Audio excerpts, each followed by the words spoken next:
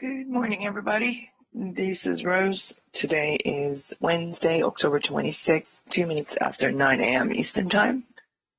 Welcome. All right. Yesterday was yet another bull day, so now we have 3 consecutive bull days, and 2 of them actually gapped up.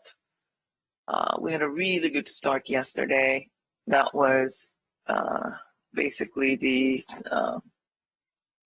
trend from the open, and we had some magnets above on the daily chart that we were trying to reach. So we knew that we were going to reach October 5th, and then we kind of, we opened below that. We opened below that, and then we immediately started to break out of that quick early range to the left side from prior day. And then we've reached the high of yesterday, and from there, it's basically you could just double up the range that we broke out, and then look for some bull bars. Immediately, bar 4 was a bull bar, and it's a bar like that. If to the left is void, okay, area, no trading range, no price action, chances are it's going to get a couple of bars at least. Continuation, which we did with bar 5 and bar 6. And then we just went sideways a little bit. But that right there is a double bottom bull flag. But unfortunately, we made a double top. So now we have a small trading range. And that looks like a bull flat, except that we made a higher low instead of making another low, which is fine. That means that the flag is trying to break out. But to me, that was more of a spike pullback and channel afterwards. So you can see the channel. If you divide it into 2, I mean, that's not the best representation, but let me do this. Okay, so here's your channel. Try to connect as much as possible. Then you have the midpoint or the midline of your channel. Look where we're hanging out. We're hanging out all the way here at the top, the second tier of the channel, but we're not breaking out. So that's a problem. Okay, so that was a small pullback bull trend. However, the pullbacks were quite large bull bars.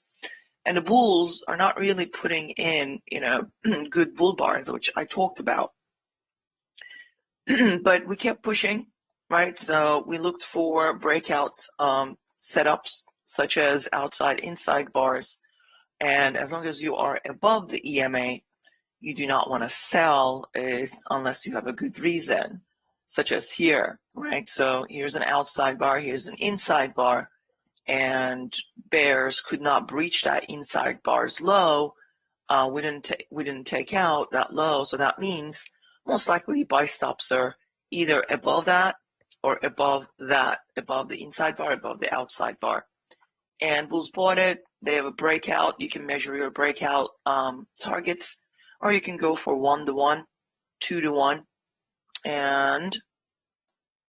or you can count bars. So here is, pullback, first pullback in the bull move. So bear leg 1, pullback in the bear leg, and a second bear leg that ended up being a signal and a trigger bar. Bar 9, so you can actually buy it, buy 1 tick above. And then we made a slight new high after first entry and a second entry, slight new high. You can start to count again. That's first entry, high 1, and that's second entry, high 2, so and so, new high. So first entry, second entry, first leg pullback, second leg for bears failing. So you can see that we are in a bull channel. We're going up, but we started now getting breakouts with bar 26, but follow through is not breaking out, and the follow through bar ends up being a bear doji. So what's happening here? Well, we're still bullish. You can't really sell, especially you have another outside inside 26, 27. Did we breach? Did we take out the inside bar's low? with bar 28? No, we didn't. What did we do? We actually closed the bull bar. So you know there are buy stop orders above it. The only problem is that look at the breakout bar. Inside bar is not a follow-through bull bar, okay? And you're kind of breaking out of some kind of wedge or some kind of structure, but you're not getting a follow-through, and that's a problem. But they bought it anyway, except they couldn't go any further. And then we have a gap, and you can see that we have about up until bar 28. Let's count. So that's 4, 28. That's 20. Yeah. So that's 20 bars plus, right? And you know, market wants to probably come back and test the EMA. But I said at that time, you know, don't expect the EMA test, you know, starting maybe, you know, 39.40. It could even go all the way to 50. We're going to test it. I didn't think that it was going to be one of those days that we had back a couple of months ago, or weeks ago. I'm not sure when it was. I think maybe 2 months ago. We had a day that never touched the EMA. And it ended up coming down at the end of the day after 4 p.m. So those are rare days. I mean, you might get one once a year like that, okay? But I didn't think that today was one of those. I don't think that was going to be. So I kept saying to myself, around bar 40, we should come down and test it. So I started looking for, okay, you know, bull closes. After this fiasco, we could not break out, came back, but we finally did break out. It's because there were bulls stuck there. So we got those bulls out, but yet another breakout bar, not getting continuation with bar 35. Then you get to bar 35. That right there is a great entry. You can actually sell 1 tick under because all these bulls will probably gonna exit out maybe a 1 or 2 point below. So if you actually say your stop is right there and you sold right there, okay, so 1 to 1 immediately, okay, 2 to 1. Now they have a huge bear bar closing, but second leg. You wonder, is the second leg going to be trapped or trapping the bears? And is it going to be a failure to break out for bears? Well, it got a continuation, breakout, continuation with bar 41, and it's a bear close, but it's not gapping down per se. Now you get a gap down bar 42, okay, so that's not good. You know, bulls don't want that. Bulls actually want the bars to cling to the EMA. But it's not a strong bear close, so how far is it going to go? Well, we do have a bear bar closing below the risk reward 1R, and it's probably trying to go to the 2R, which is right there. So the bears actually did tag the 2R and continued down, because even though that gap bar, when you get a gap bar like this after 20 bars, okay, you want to see bulls try to get back above the EMA. They tried with bar 43, but that bar closed very strong, so you know bears are trying to get the 3 to 1. Now, you can take profit at 3 to 1, and if you do not see, okay, bars closing below 3 to 1, the pullback is going to be deep, okay? But once the 3 to 1 is tested, you know, bulls are kind of asking themselves, this is kind of, you know, gap down below the EMA. Yes, we're probably going to get back up and test these highs, maybe that high, but how bullish are we anymore, right? So bears want, I'm sorry, that's actually 4 to 1. What am I saying? That's 4 to 1. So that's 1 to 1, 2 to 1, 3 to 1. So the moral of the story, what I'm trying to say, once the price hits 3 to 1, you expect 4 to 1 to hit, okay? So you have to ask yourself, especially if a bear bar closing below the 3 to 1, that's when majority of the bulls start to think, look, we gap down, we're probably going to test this high or that high, okay? But bears closed a bear bar below 3 to 1, okay? They're probably trying to come down and get the 4 to 1, and they will get it. So many bulls will get out because they're scared. and we will get there, and then the market makers will actually reverse it back up. Why? Because we had a 20-bar gap above the EMA, and the market is actually bullish. So basically what they're doing is they're shaking up. Okay, they're shaking up the market. They're getting rid of the weak traders. They're taking their money, taking their stops, and now those, those bulls actually exit out here. Bears make their money. Okay, so now bears are thinking, oh yeah, we're coming down all the way to here because they're pattern traders, and they're thinking now continuation, okay, all the way to the spike pullback channel. Now they get shaken out because no bar closed below the 421. So now market makers, all right, we shake those out. Okay, their stops are probably here. Those sellers, they probably lower their stops there. And then we already shaken out the bulls. So let's now make it go up. And then there you go. You get two bull bars, market reverses right at the 4-1. It tries to test that prior high, that high. It's probably trying to go back up, right? So now they keep shaking the market right here. I was actually trading that. And I saw this. This is funny. This is so typical. Then I see, okay, these double bottom right here. I'm like, this is great. Bulls are looking for double bottom. This is kind of a, break out of the channel, and channel breakout is not lasting because we also have a wedge here, right? First pull back, second pull back, and a third pull back. So we do have a wedge, and what are we looking for? Higher low, or some kind of double bottom. And we got with 52, right? So you can actually say you bought above 52, so you got the high 1 and possibly high 2, or buy above that, doesn't matter, right?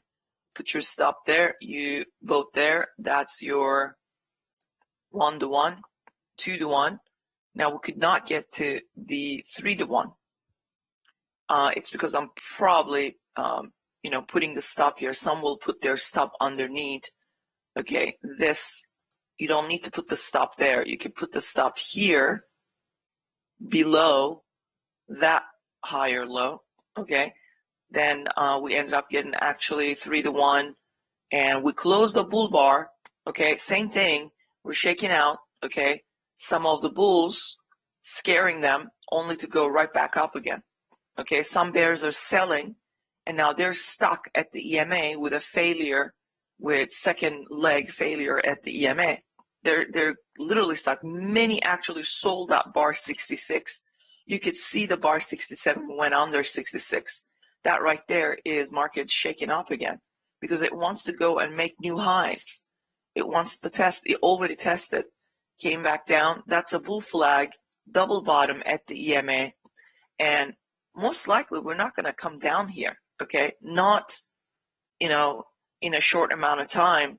So some bears actually did sell at these highs. They try to break even, but no continuation. They will exit out. They will exit out with a loss. And when they do that, you're going to get more consecutive bull bars closing on their highs. Okay, basically leg 1, leg 2 impulse. All right, so that's that. I did have a measured move target for you guys before I left. We met that, but really, market did really good yesterday. Bulls, I didn't expect this much of a pullback. I have to be honest. I kind of expected touch and go at the EMA, but once you see 3 bear bars back to back like that, okay, so you got to ask yourself, that's a strong leg. It wants a second leg down. These bears, they want a second leg down. So what does this mean? If you try to buy against it, you're buying against a strong bear channel. So it's probably going to be a minor pullback by bulls, just like that. So take that as a pullback, okay, and look for a second leg down.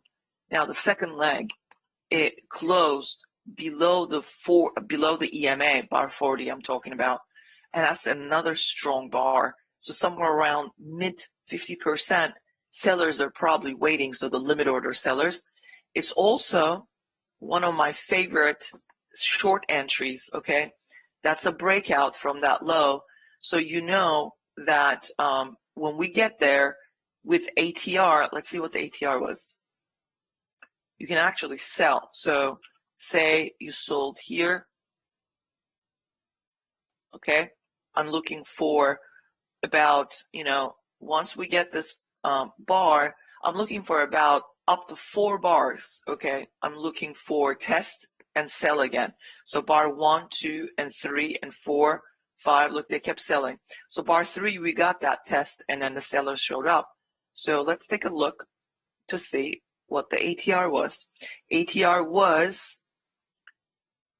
about 5 points. So it's not that bad. You can just go for 1 and maybe even double the ATR. So here's 5 points. They scalped it, but because volatility came down, and 5 point is like the old 3 point, right? It's doable, so it's probably gonna double. So here is your 10 point. Okay, so they got the double the ATR value, okay, and then reversed it. So bears got really good, okay, scalp here. And then, but once they get the 2 to 1, I mean, not 2 to 1, but 2 times the ATR, selling reward, they're not going to continue, especially if they see a doji like this. That's right there is those machines scalping, okay? They're actually getting out, okay? They're taking profit, bar 46. You got to get out with them. And if you don't, and you're still trying to sell this, trying to get 3 times the ATR, I never do that. That's not scalp. You see bar 48, you have to get out. You cannot hold on to it. Now, so that was really nice. And let's see, same situation here, probably, right? So here, where's the breakout point? Right, so there's one right there, but it's not that strong, but you can still use it. So if you actually see a breakout point right there, right? So you're looking for price in about, up to 4 bars. You want to see a bounce here. So bar 1 came down, but it breached. Here's 2, 3, 4. It's still going. So around here, they started to buy, right, with bar 58. Even they start to buy underneath. You can even say, but what about this? Could this be the breakout points as we're breaking out of a huge structure? Sure, then use that. That's a lot better. So you're looking for bars to come down here. Okay, so what was the ATR? ATR was 5. Again, it's doable, right? You don't need to scalp half of it. You can just go for a 5. Here's 5, and here is 10. 2 times the ATR. Nice. Look at that. It actually breached. Everybody got their 2 times the ATR scalp. That's actually a swing, okay? And now it's coming down. Why? Because they're taking profit. Now can you do another breakout right there? Look, another one, breakout 58. In about 3-4 bars, it's gonna break out. So you look to buy, and you try to get that 1 time the ATR in 3 to 4 bars. Okay, so I don't know what that is, but I'm gonna go for a 5 point. Right. So at that time, ATR was 461. So 4.5 is 1 time. And if you're trying to go 2 times the ATR, you just did not get it. Should have been 9. You didn't get it. So that's, at that time, if you're actually going 2 times the ATR, you're trailing your stop, or you have a runner. Okay, that's what you're doing. So runner did run a little bit, but it didn't get 2 times the ATR. So, and then they come down. It's because why? Because this is the second breakout. The first breakout gave you a really nice, okay? Now you got a second breakout, okay? Or maybe even the third breakout. See, that's the second breakout. That's the third breakout. So the expectations of trying to get a 2 times the ATR target is now coming down. That should tell you that we will probably going to pull back to EMA, okay? So market and then came down, okay, after making a new high. We have a really nice double bottom, higher low. We have another double bottom, higher low. This actually higher than 64. 67 low is higher than 64. So that's a bull flag. We're going to go test that high, and we kept moving further up, which was great. But what do you see at the end of the day? I see a wedge. So you got a wedge here, right? So, and we're overshooting, right? So which bar is the last bar, the on the third push, right? That made the high. That right there. Where is my first here? Where is my first breakout? The bear close bar. I don't have one. I can't really sell, right? So there it is, up until 77. Now, problem with the 77, okay, bar 77 is basically the institutional traders coming in the market. It's end of days and around bar 78. Okay, so it's 4 o'clock. You're going to hear the bell. This is a trap. Now, why is it trap? Bar 77, 78. Institutions are trying to trap each other. It's a market on close, imbalance, plus earnings releases coming up. And it was Alphabet was actually scheduled.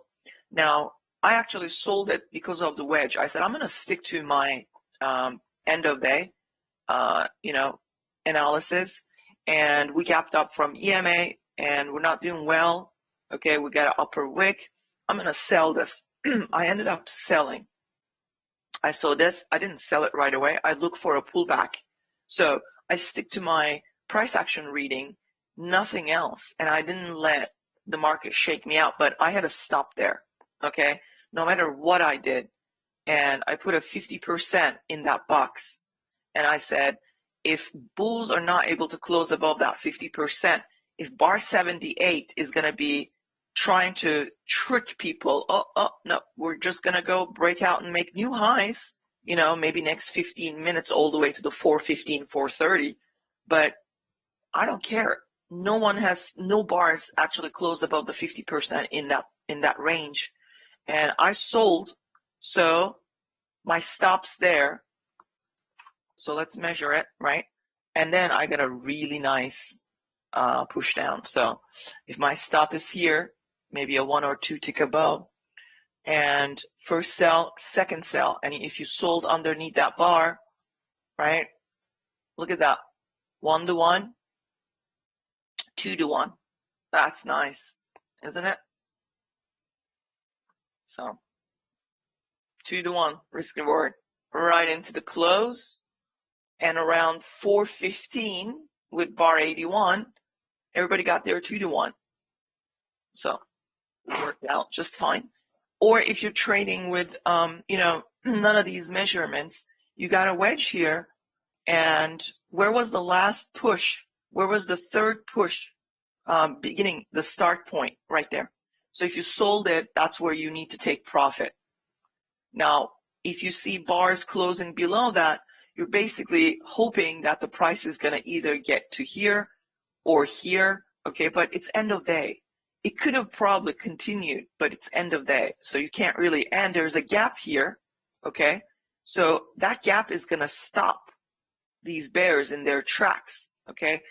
Or you could say, okay, wait a minute. I see a structure of a break. Okay, structure of a break, so what am I saying? Break of a structure. I need coffee. So break of a structure, right? But the bears failed to sell, and then now we're making a new high. It's not a body breaking above, but right there we have another one. Market sentiment is changing. Now we have another breakout. We come back and we buy. We have another breakout. These are all sentiment or the change of character. Okay, so what does that mean? Something is bullish. Bulls are probably going to want to try to buy this again. So you look for some areas to buy.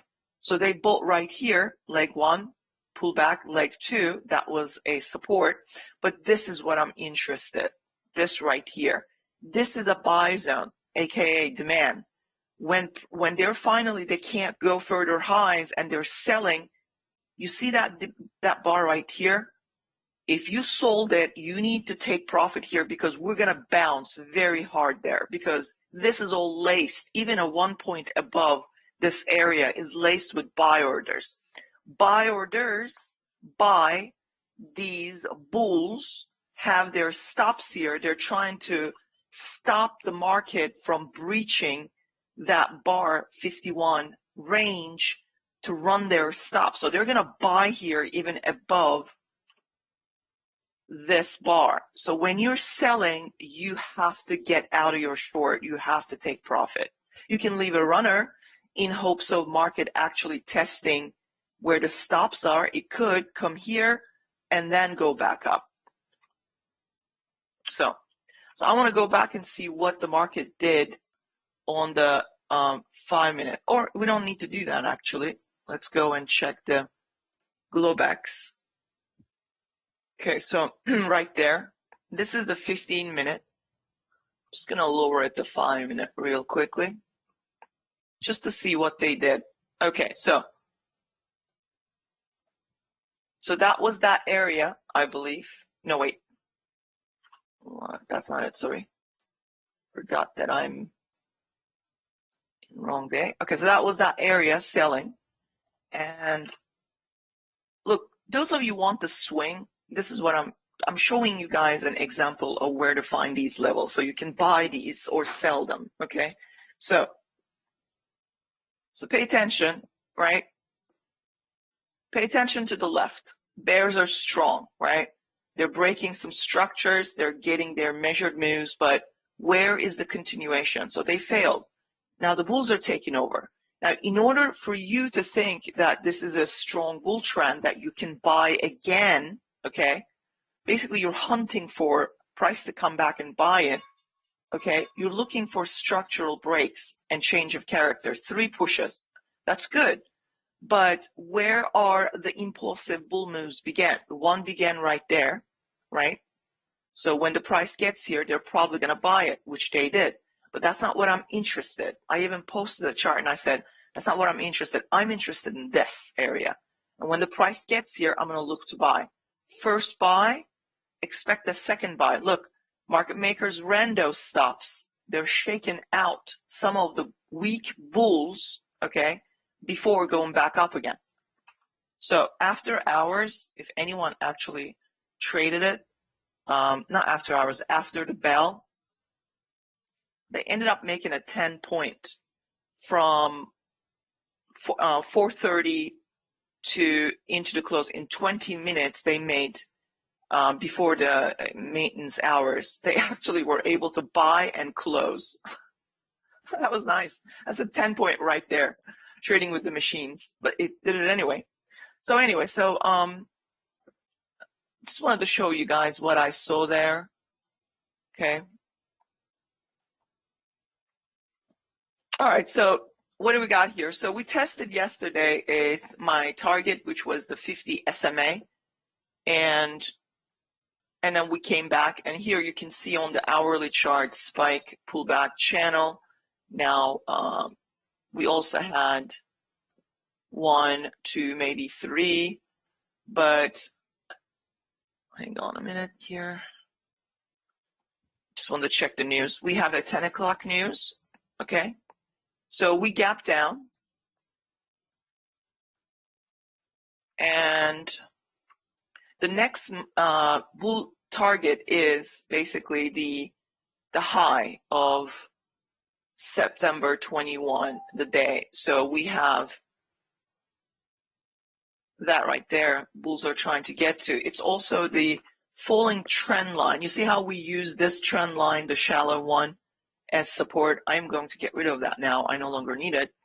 So we are still below the 50 SMA. That's a problem because 20 moving average, 20-day moving average is below the 50. We're still bearish, okay? We're just testing certain highs, and bulls want to continue to move the price to these highs because as the bull bars continue to go close above 50 SMA, 20 is going to move. As soon as the 20 crosses 50, that right there is a major sentiment change. Market can become bullish very fast. Okay, so the goal is to get to that. but that is a lot of resistance there. It's a breakout point, okay, right there. It's a breakout point right there. So somewhere around here, bulls are trying to reach. Now, we opened up, gap down, but we are in yesterday's range, okay? So what can happen today? Well, let's take a look to the left. 10 o'clock is major news, new home sales.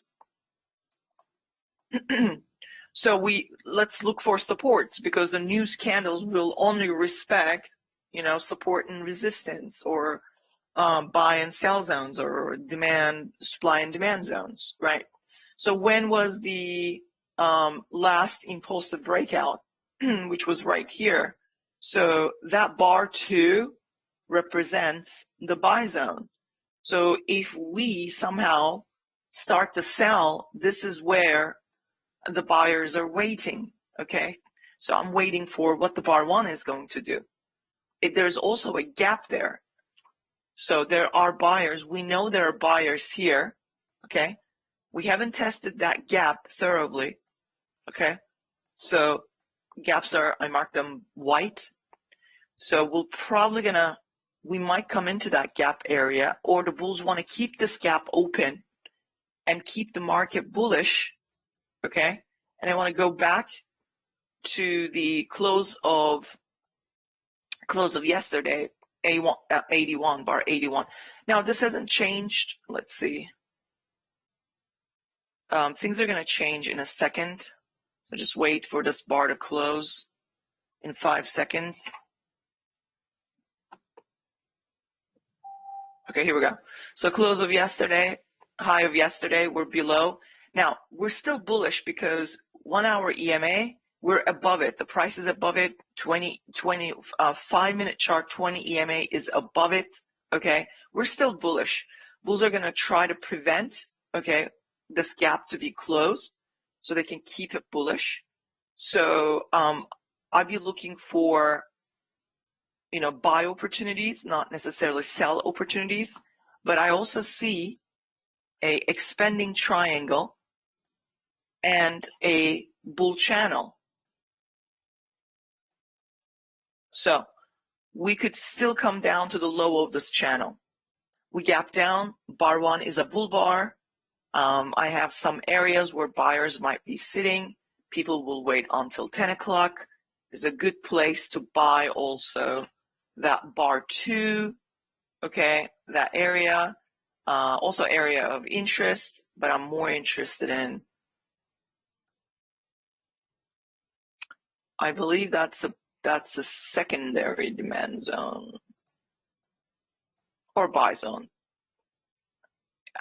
So we could end up coming down here.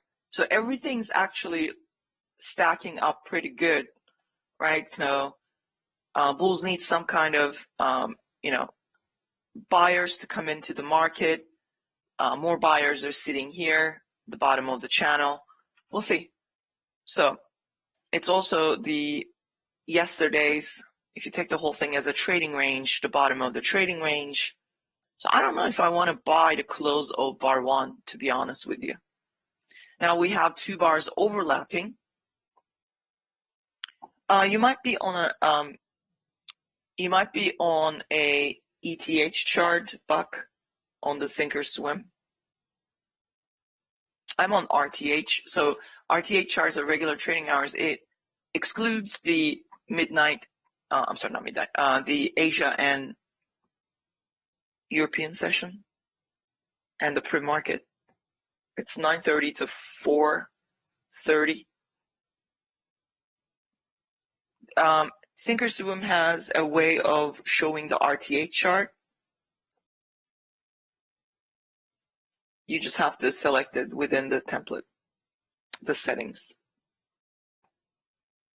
So I'm waiting for bar 2 to close. If bulls want to buy, they're going to have to show me 2 bars closing on their highs. Doesn't matter. One can close on its high, but the second one still needs to close bullish, even though it's a weak bull close. That still can be a buy and maybe test a magnets like close of yesterday, possibly the EMA, but I'm waiting. Bar 1 is a good bar, plus it's 10 o'clock news. I don't want to, I think it's 10 o'clock. Yep. So I don't really want to risk anything.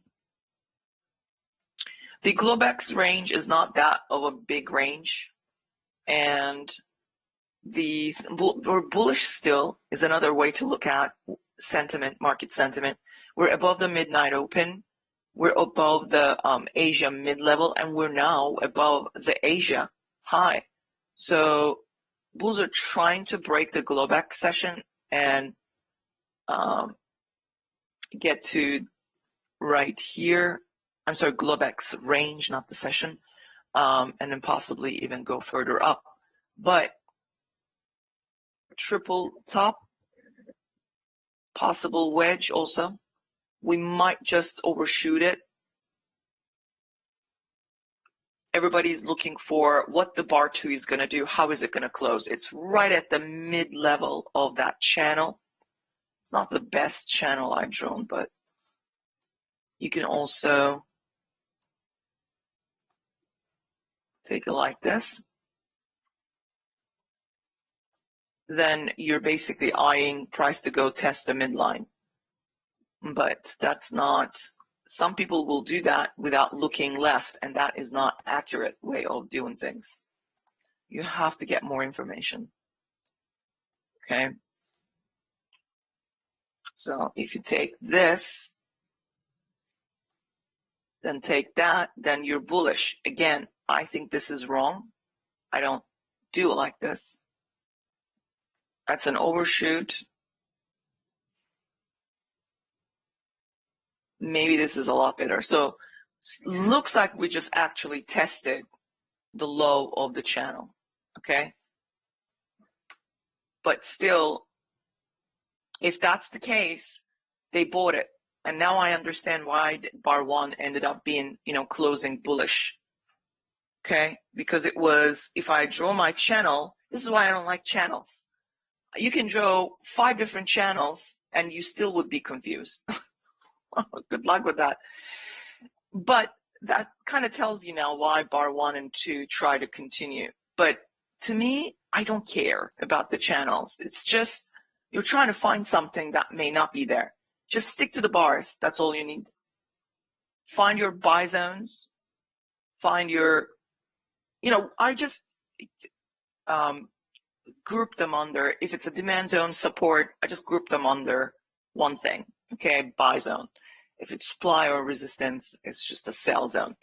Depending on how strong the zone is, that's what you need to determine. That's what you need to look at. All right, so 2 bars. Unfortunately, the second bar, majority of that bar is overlapping with bar 1. But regardless, 2 bull bars, and both of them closed on their high or midpoints. So, have I bought this? Like, what would be my initial reaction to this? Well, it's overlapping, so instead of buying the close, maybe it's better to buy underneath that bar. I would put a buy order at bar 2 low, and then I would probably try to get in with close. So say I entered with close, okay? Now I entered with this, I'm still green, but your stop is probably here. You're looking for price to go higher, but you're completely, disregarding the news, and you're also disregarding the limit order market. So you bought it, you have to scalp, right? So you bought here, one point it went up here, so you needed to scalp a little bit, because a lot more buyers are here and here. So you got to kind of think of, if this doesn't go higher, I got to think of maybe getting out and not holding on to this bear bar.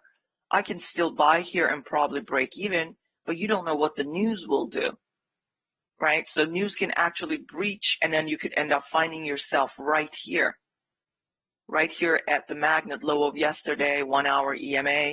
It might even test right here. Look at the streak of bull bars, strong. We could even come all the way down here. Plus there is expanding triangle in a way. So market could dump. I see that at 2 bars like that selling and my limit orders are not doing well, I'll probably exit out. I'll just wait for a better setup. So I was accurate that on my assessment that market is looking for buyers and it'll probably going to try to test this area. And those who are watching the news, they were not inclined buying it.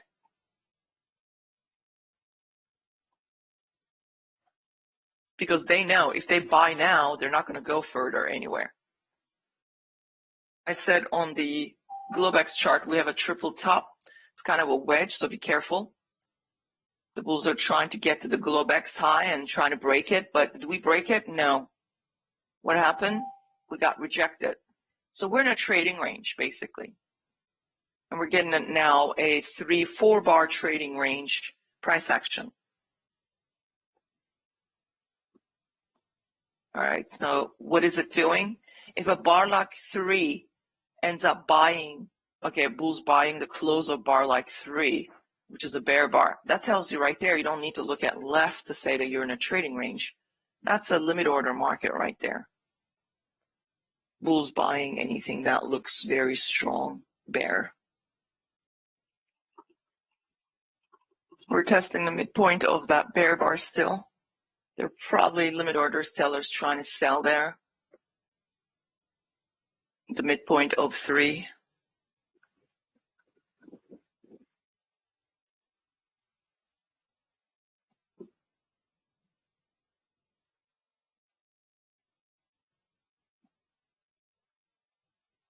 Bull's trying to get a second leg up.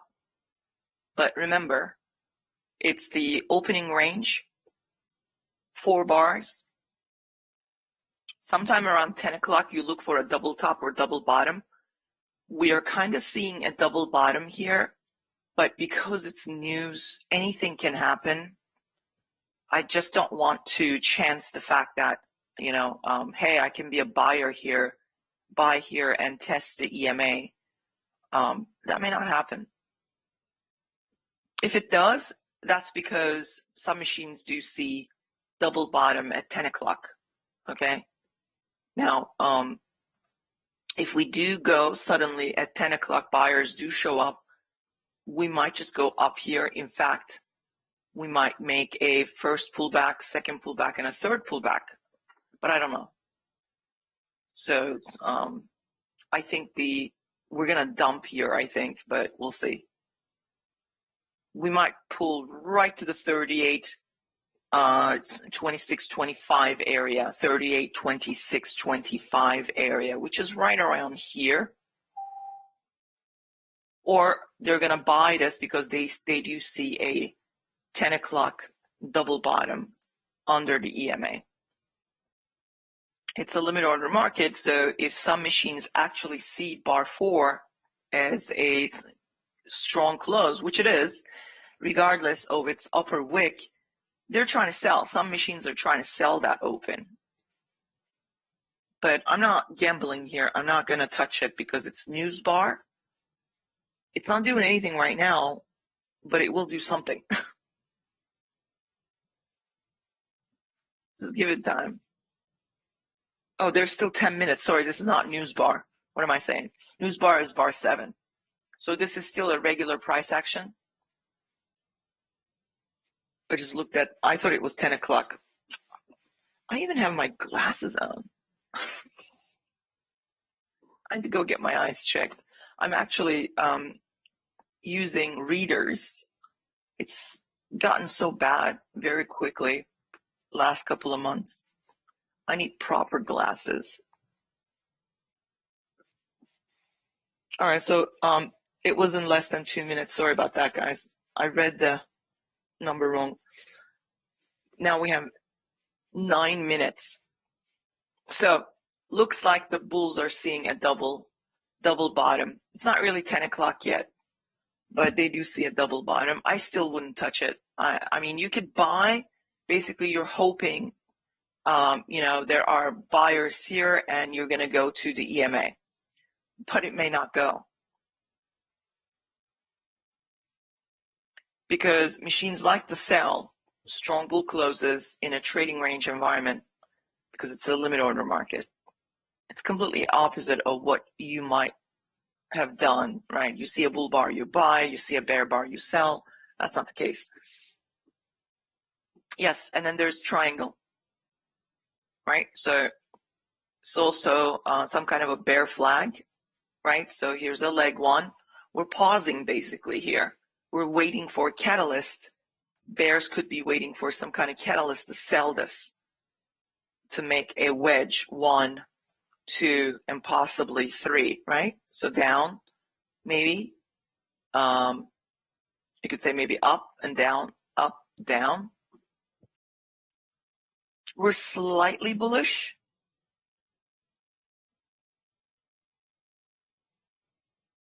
The week is bullish, but it's kind of turned into some kind of doji because we're at a breakout test area. See right there? So this area is problematic, but we have a little bit of room to go up and test.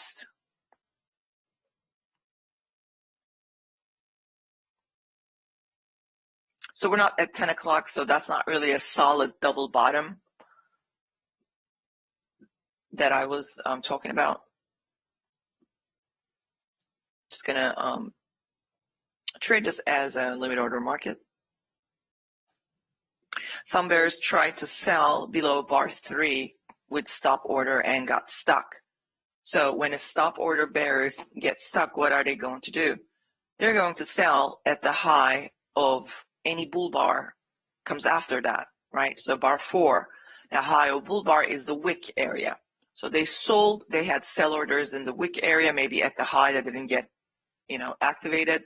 But if they put a sell order there, they put a sell order here, they sold the close because they originally sold here, they're probably breaking even and hoping that their original contract now it's going to make money as they wait for the bar to close bearish. So limit order machines, bears made money by selling also because they know that's the point and that's what's going to happen. So those were stuck underneath bar 3 were able to get out. And if you want me to demonstrate real quickly, you already know the drill, right? So you sold here, say you sell 50%, okay, in that upper wick. Where's your exit? You sold again here. Your original price was here. Your original price now moved to here. This bar will get you out and even will give you extra money to be happy about.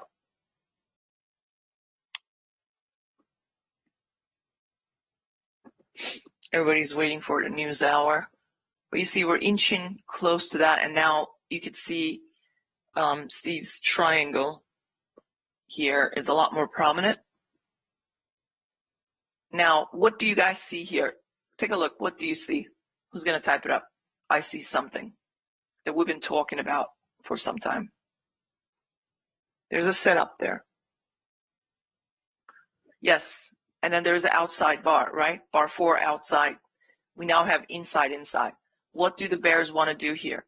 Since we have 2 inside, right? They're trying to test, where are we? First, find your location, your locale. We're below the EMA.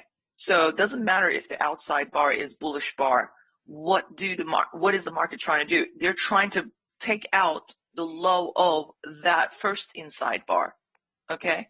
So it's still unclear. Don't do anything. They could still go out, make it look like, okay, if you sell this, if you're lucky enough, the bears come in and take this out and you sell it and immediately it goes right back up.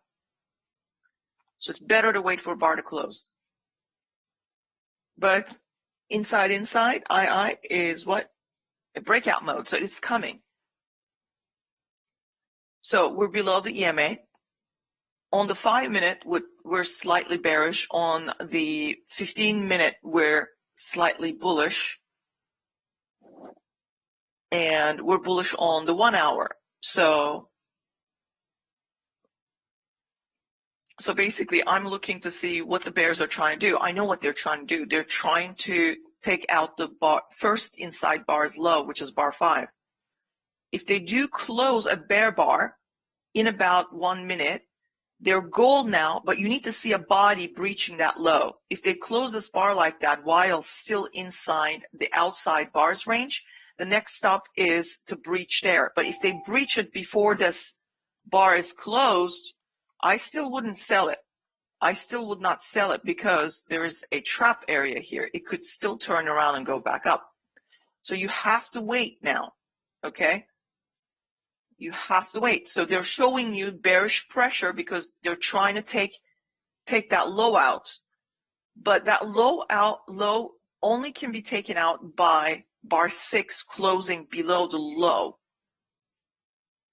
of bar 5 with a body. This is how I know I can, I can scalp a few points or get a runner all the way down to here. Or I'm going to get stuck because I know I see as soon as this bar closes, and if this body ends up closing up here, okay, at where the bar 5 closed, I know there's a chance, okay, there's a chance that these bears could get trapped. Now, what happened here? Okay, don't look at this bar. Just, that's a news bar. Pretend you don't know, okay, that this wasn't a news. What happens normally, you see that bar right there, closed below. Normal price action will try to breach with the next bar outside of 4, and it's going to try to get here. But this is not a normal price action. This is news. Bar 7 is now news. So, but normally that's what I would expect. I would have expected a push, okay, but I would still wait for a bar to close outside of 4. This area where I marked, you see this underneath bar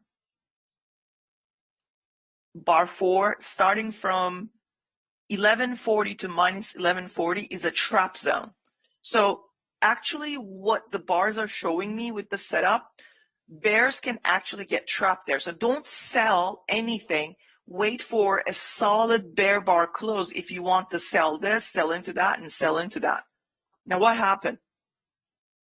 Well, news happened, right? So they trapped the bears, and bulls just went directly to the bull targets. But normally you don't get this kind of price action. It goes a lot more slower. It gives you time to think what to do, watch the bars, get confirmation. Now what? Well, we have some kind of a wedge here, right? Up on this, down on this, up on this, down on this. Now we had a wedge bottom below the EMA. It means nothing because it's a news. News bars can do anything. So they thought that this was support, good support, but I still would not have bought that bar. I still would not have bought bar 7 because it could still come down. Basically, what you're seeing here is a small trading range. Bottom of the trading range is a buy zone in a micro level. So if the news bar, okay, news bars or the bulls were looking for some kind of a buy zone, they took that as okay, this is an opening trading range. Let's buy. That's low enough to buy it. And this bar 6 failed to close outside of the bar 4, okay, range, which is an outside bar. So it's failure to break out, and they bought it. But would you have known in that kind of speed? No. So you stay out of it. Just don't trade in news bars.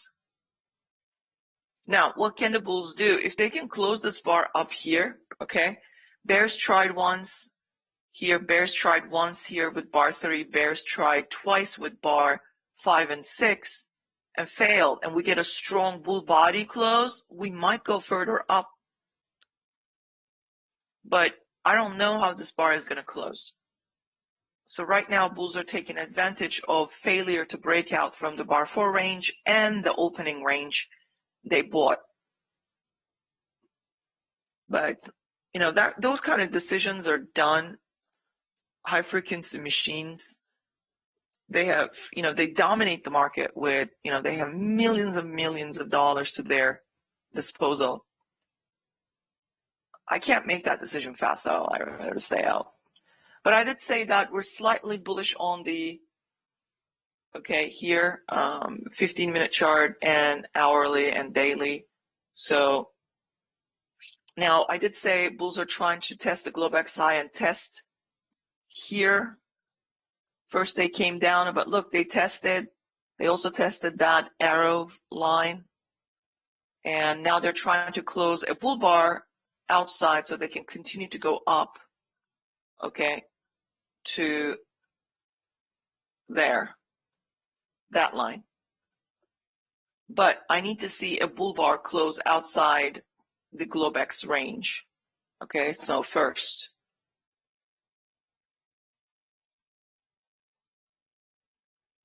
You could take this as first push, second push, and a third push. We have a wedge underneath the EMA. Bulls need to close above EMA to start always in long. We don't have that yet. So it's anyone's guess. We're stuck in this trading range still.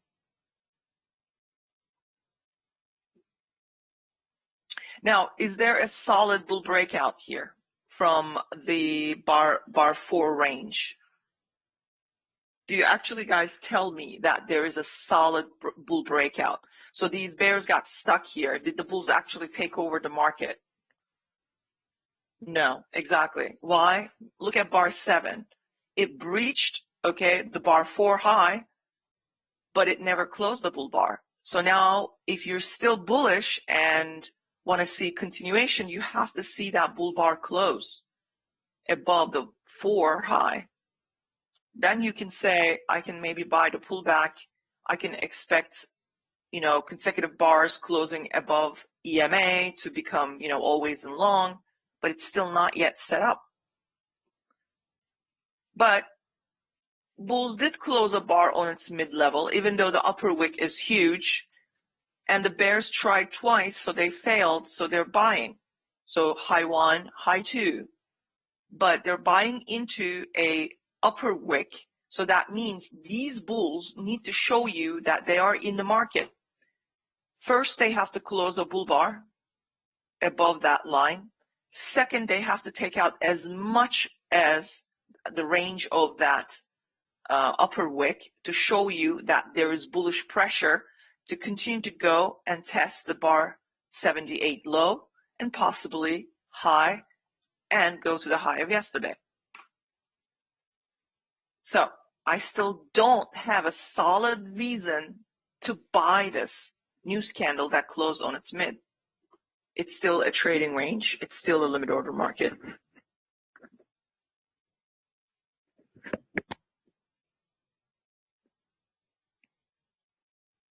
Market is trying, it's above the open of the day tick price. So that makes us now a little bit bullish, but we're not above high of day. We're not above close of yesterday. I'm going to wait for this bar to close, see what the bulls are going to show me here. We now have a new outside bar and a new inside bar. And the bars are overlapping, so it's still limit order. See that bullish pressure, good for the bulls, okay? So if you actually measure the, measure this, they're probably, okay, see, they're meeting that target. They're trying to get to the 1-to-1 target, which is right there. They need to close that bar above it and not collapse. So this bar needs to not only close above 160-180, it has to close bullish. It's bullish enough already, so, but it has to close on its side. Can continue to go up, but I still don't have a solid bull bar closing on its high. What if it collapses? It can. That's why I need to wait for it to close. That's 1-to-1. So bulls are trying to close one tick above to get to the 2-to-1.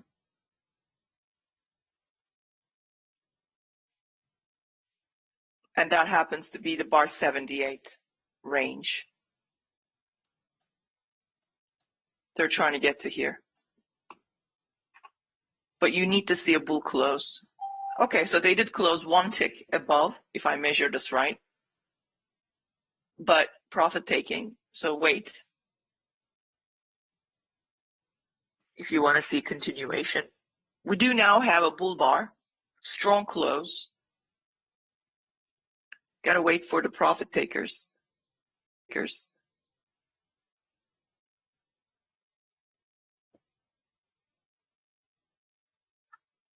Got the point, right? So that's 2-to-1, give or take. That's 3-to-1. Good job for the bulls. They show us a good bull pressure, but still only one bar above EMA. They need 2 bull closes above EMA to become always in long. But they might have started to become already always in long. So let's take a look left.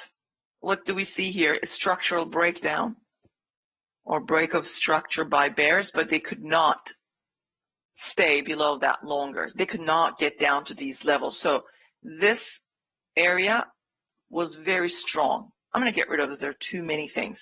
I still want to buy. If market comes down here, I still want to buy in this area.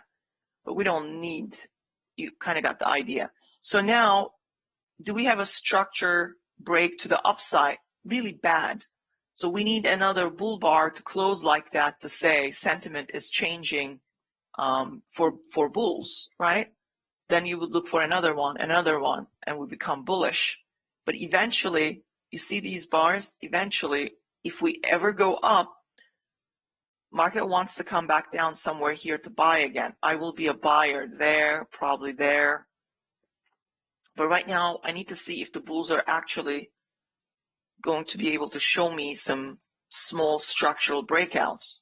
That is a terrible one.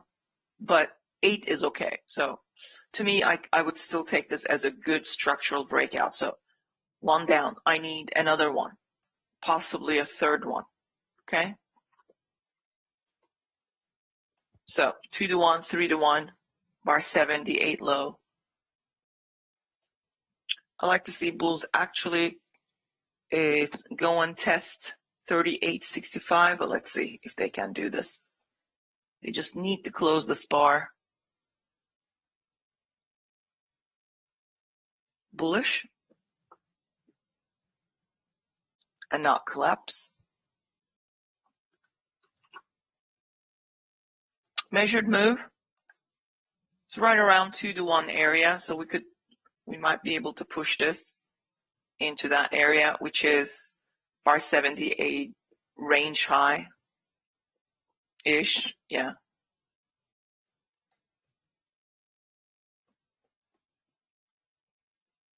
Bulls need that. Okay, they got the second bar, and it's completely above the EMA. That tells you always in long bulls, right? There's on the hourly chart. Okay, we're trying to get above the apex of this triangle. Bulls might be trying to reach those levels. So I think the 2-to-1 they're trying to get to, but I need to see better bull closes. So maybe let's see if there are actually pullback buyers at the EMA. Now look at the bar 7, look at the bar 8, outside, inside, right? So we have bar 9 closed above the close of 8, so it's bullish. So bulls are trying to buy either with a pullback or with stop order and they're trying to go higher. They're not doing the best of jobs, but it's 3 bull bars, 7, 8, and 9. They need a breakout bar. They bought the pullback to the EMA. Yeah, I mean, daily SMA, the 50 SMA is always a big resistance, right? But we need to test thoroughly above that, if we can, before coming down. So I expect push a little bit further. And if they're going to fail, they're going to have to fail somewhere around high of yesterday. All right, so we got to get a measured move out of this. This painful move. Oh. Bulls are trying to get above the bullish extension line on the Globex because they closed the bar. That's 1-to-1 Asia. They're trying to get to 2-to-1 Asia. Okay. Here, measure your Asia range breakout. That stop goes there. That's 1-to-1. Right? We're at 1.5 right now. If I actually measure, look, we're at 1.5.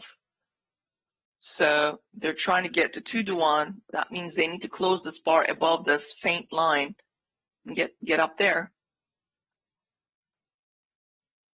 And we have measured move on the smaller time frame, structural breakout, 4 bull bars. All of their bodies are closing above the prior bar. So that's right there. They're buying steadily because they want to test bar 78.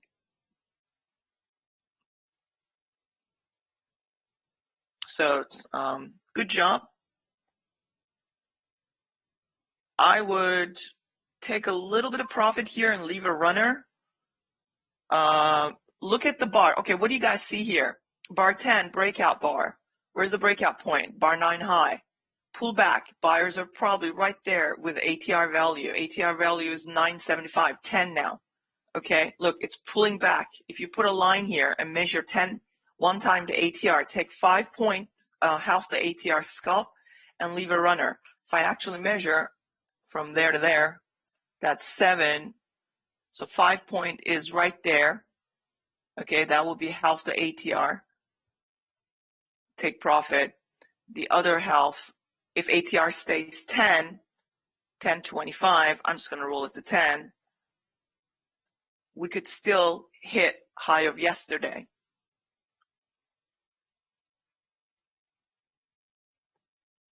They bought the pullback.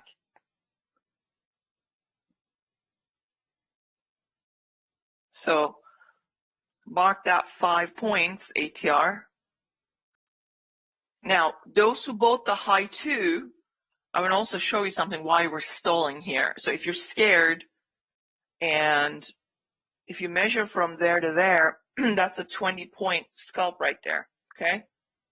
So 20 point is a significant amount for bulls by buying above a bear bar. But if you actually measure from the low of that bar, they're trying to get to 40 points, which is right there, which is closer to the 3-to-1. Here is my scalp, 10 points right there. See if they can keep pushing this.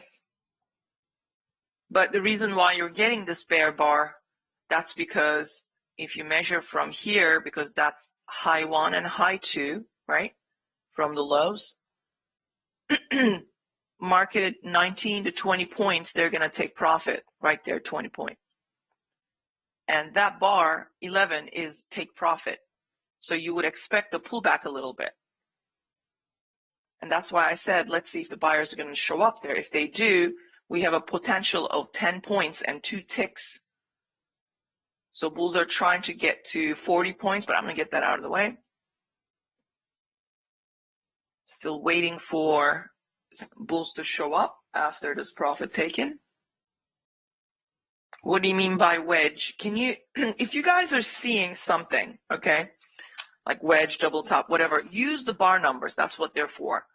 I mean, I don't know what you're looking at, right? I don't want to spend my next 2 minutes or even 20 seconds trying to figure out what you are seeing here, okay? So if you see a wedge, tell me what the numbers are, and then I'll analyze it for you. So,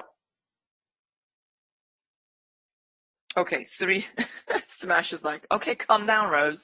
Take your pills. 3, 7, 10. Let's see. 3, pull back. 7, pull back. 10. Yeah, there's one. But that's also 20-point scalp, and that's why you're also getting that. So yeah, but we're so close. And also we're testing bar 78 low, so that's another objective. And that's why I said, if you're scared, get out here because of the 20-point, but you have other reasons. Now Smash is saying, hey, I see a wedge there. That's another reason. Testing bar 78, that's another reason. So the pullback could be deeper. I didn't buy it, okay, because I wanted to see that bar close at least a little bit higher at this breakout point. So I wait a little bit. Now, but we have about 1, 2, 3, 4 bars that bulls can still finish the job and go and test it. Now, ATR is 11. I don't like when it pulls that much, so I don't like to measure my 10 or 11 point scalp from there. I have to measure down here the amount of the points that they pull down. I no longer am interested, especially if it kind of is more than what I can handle. Oh yeah, that's a lot more than my stop. So I'm not interested in this anymore. That is too much of a big pullback. And now we have 2 more reasons why, other than this is a 20-point scalp. It's a test of 78. It's now somebody pointed out it's a wedge possibly, but we're always in long, and it's a pullback. Now it could still go higher. It's just that I don't like this pullback, so I'm gonna wait. So bulls did show up there briefly, but they could not make any money. So to me, that's not good. So where can they buy? Well, if they're buying in this limit order market, where's the next breakout point? That was all the way down here. Can they come down here and buy again? They can, but I think the bulls are gonna prevent that push further down because this is still always in long. They're just buying the pullbacks. This to me, I wanted to see quick go higher and then higher. I didn't see it. I didn't buy.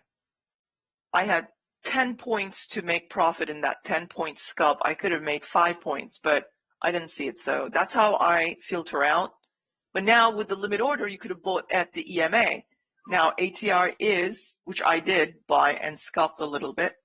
So here, ATR is 10, 10, 1050, 1067, roll it down to 1050. So they could actually get to that level.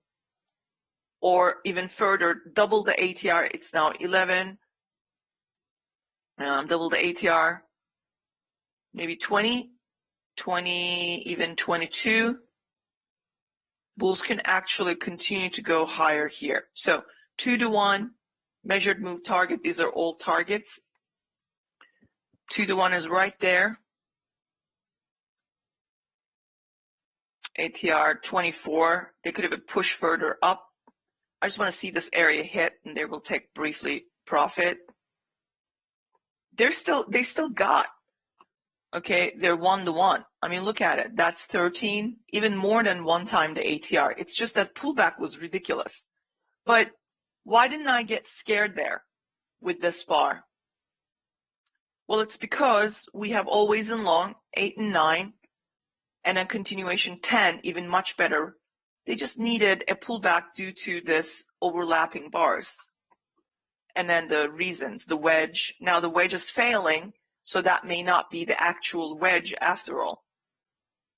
So we should get our 2 to 1 and a measured move. I'd like to see bar 7. I'd like to see price point 38.71 tested. Sorry, Smash. I'm just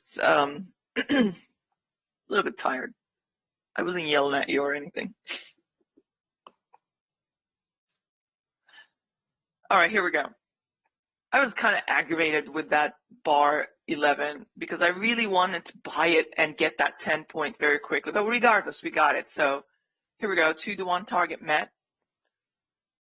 Those of you missed how I found that 2-to-1. I'm going to get rid of this measured move. See, I see a high 1 and a high 2, even though bar 6 is a bear bar, but it's just that I see the bears tried once and the bears tried twice, and then you get this bar. So you know if the bulls are entered here, you could see stop order bulls entered, and then limit order bulls with bar 8 came back and activated more buy orders. So that means this is where they're entering. So my stop here, entry there, 1-to-1, 2-to-1. We might even go to the 3-to-1, but we need a bull bar close above 2-to-1 first. So they're taking profit because, why? Well, they're the 2-to-1 risk reward, so that's actually a good place to take profit. They're still trying to get above the 20-point scalp zone so they can get to the 40-point. Where was that? You can measure from here, but if you measure from here to there, market moved more than 15 points. I can no longer measure from here. I measure from the next bull move began and 40 points right there. So that's 2-to-1 take profit. I took profit, so I'm done.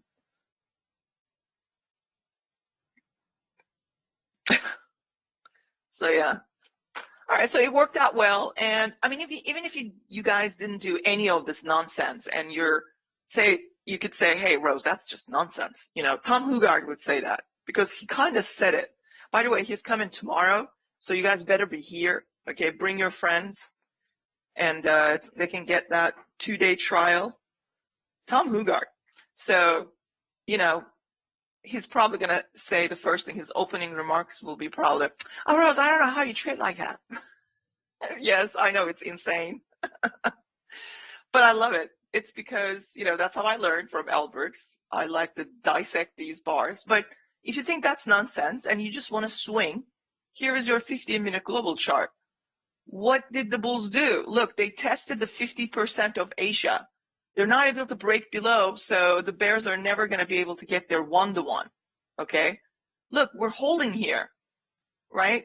Bears tried once, bears tried twice, failed. And look at now, I said we're slightly bullish because we're above 50%. We're above midnight open. So you look for a high 2 entry from the lows. High 1, high 2, right? That would be the news bar. But if you did enter, right? So there you go. Let me try something there. So if you actually put your stop here, say your entry was there, we just met 2-to-1 right there. Or you could say this is high 1 and that's high 2. Or I said, but Rose, you said this is high 1 and that's high 2. Fine. It's just that you're putting your stop too far away. That's not how it's done. Stop. Say you entered right there. We haven't even reached the 1-to-1 yet. So it's a bit of problematic, but we could still reach there if bulls actually push. But once I see these levels, the make-believe levels, what is this level? What did I say it was? 1-to-1, 2-to-1. Immediately, machines will start to take profit because they see a breakout 2-to-1 is reached from Asia range. But we have a potential, we could still push towards that 1-to-1. But I cannot take this kind of risk and I cannot measure it like that. That's a 20-point risk. So it's better to measure, not lock. So if you're trying to get in, right, first, where would you put your stop? Well, look, I would put my stop right there if I'm buying somewhere here.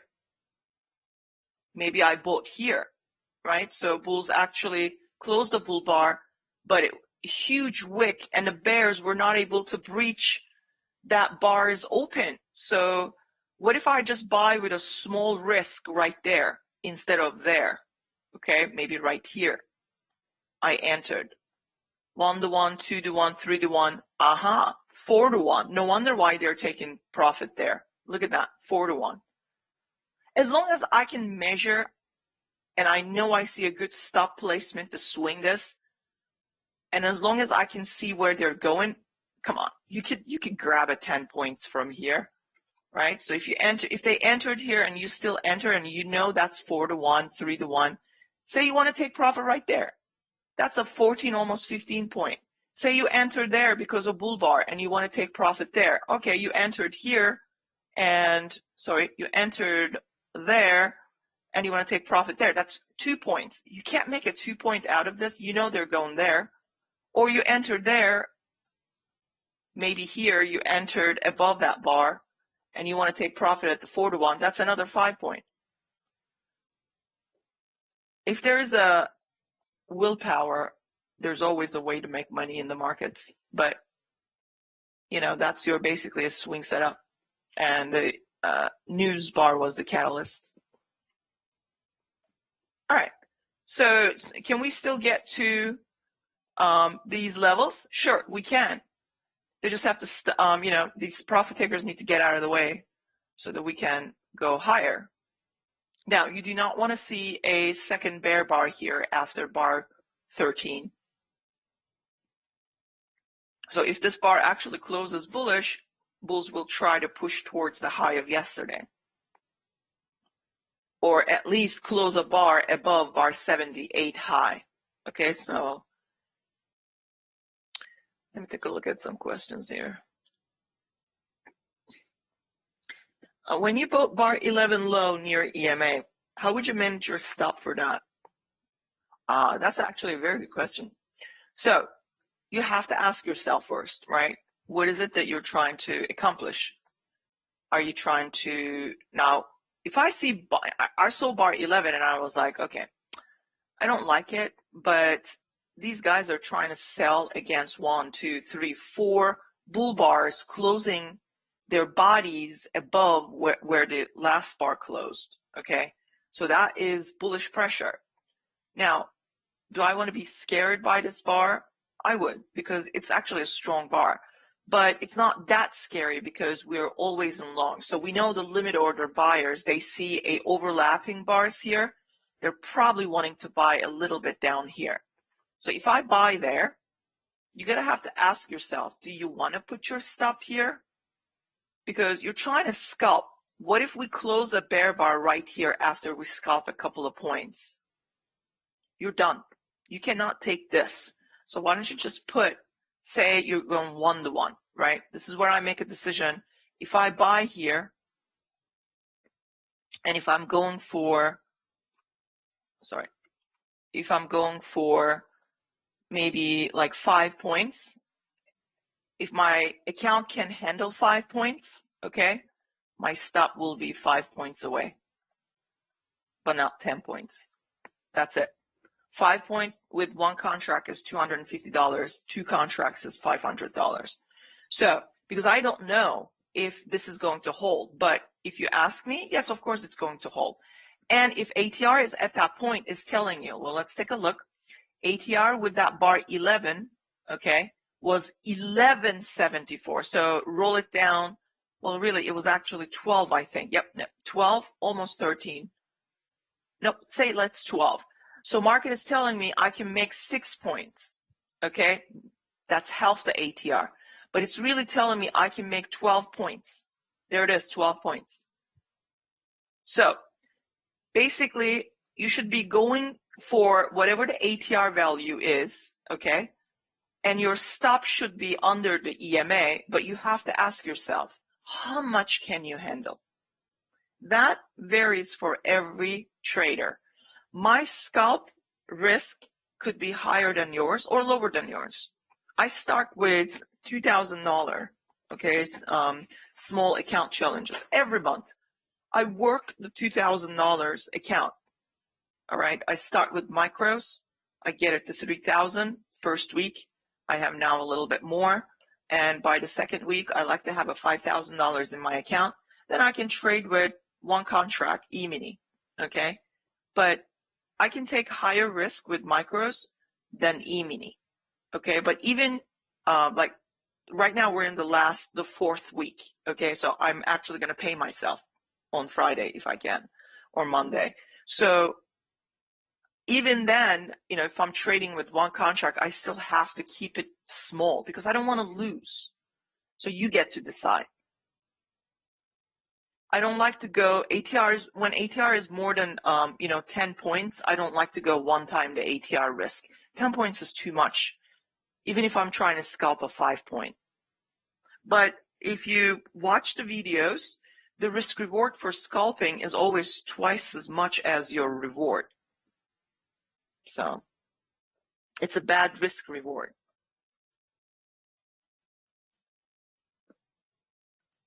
So I would just, long story short, I would just stick it under somewhere under the EMA, because at this point you're hoping that this is going to go higher and this is a trap or it's a pullback buy, and that's exactly what it was. So bulls are still pushing towards the 40-point. 40-point zone begins at 39. So, but I'm going to mark the 40. You can either take profit 1 point below or 1 point above. And you have, I don't remember what it was. Was it 3-to-1 or 4-to-1? That's 3-to-1. 3-to-1 target is right up there. High of yesterday. Can we get rejected here? Well, look what we got here. Cup, pullback. This is a deep pullback, okay? And this is probably going to go higher because why? There's also a expanding triangle. So the bulls are trying to get above that blue line.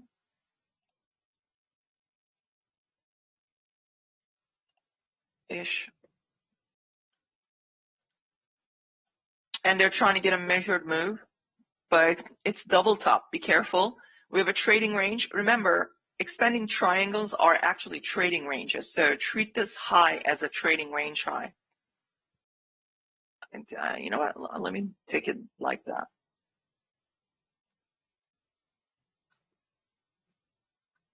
You can even say they started there. That's much better. Yeah, so I was advertising tomorrow. Let me finish my advertising here, my little commercial. Tomorrow is Tom Hugart. So,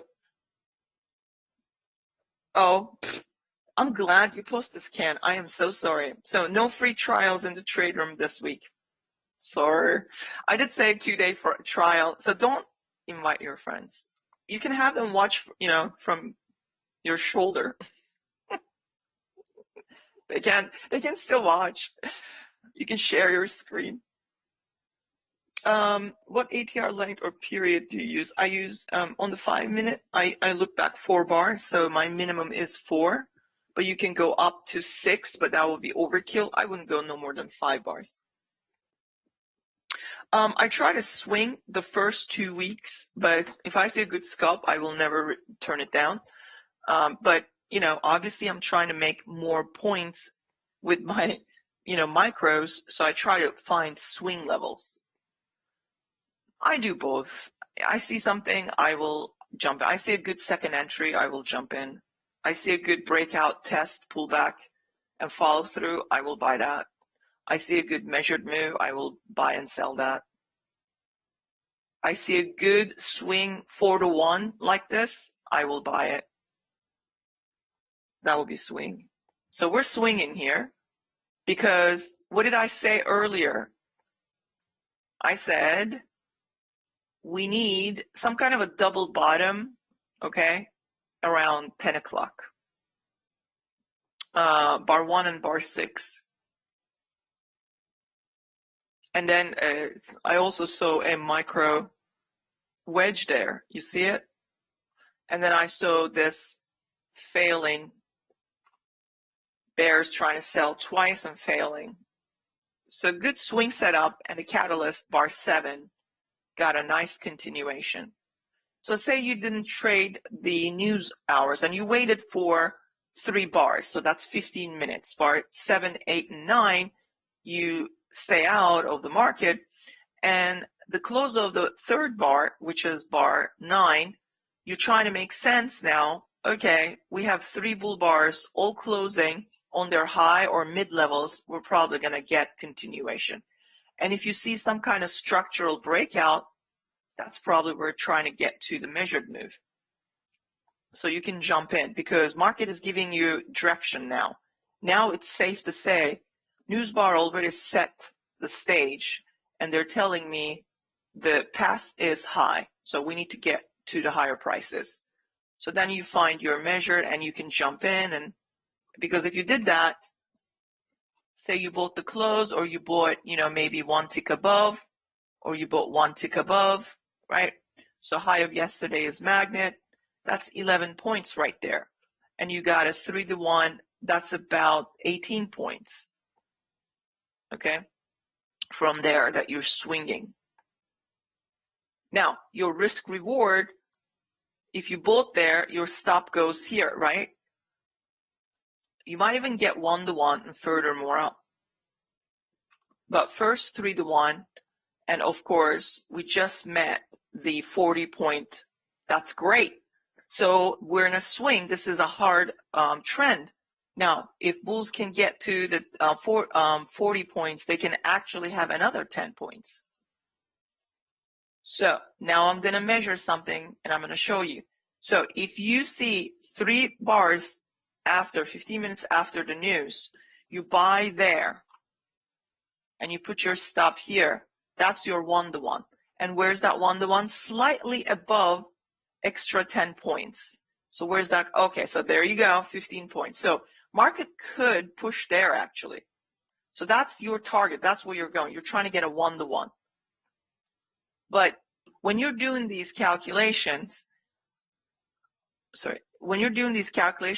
I always am wary of how much the market move. 40 point is a big deal. That's a big ticket item. They're probably going to take profit.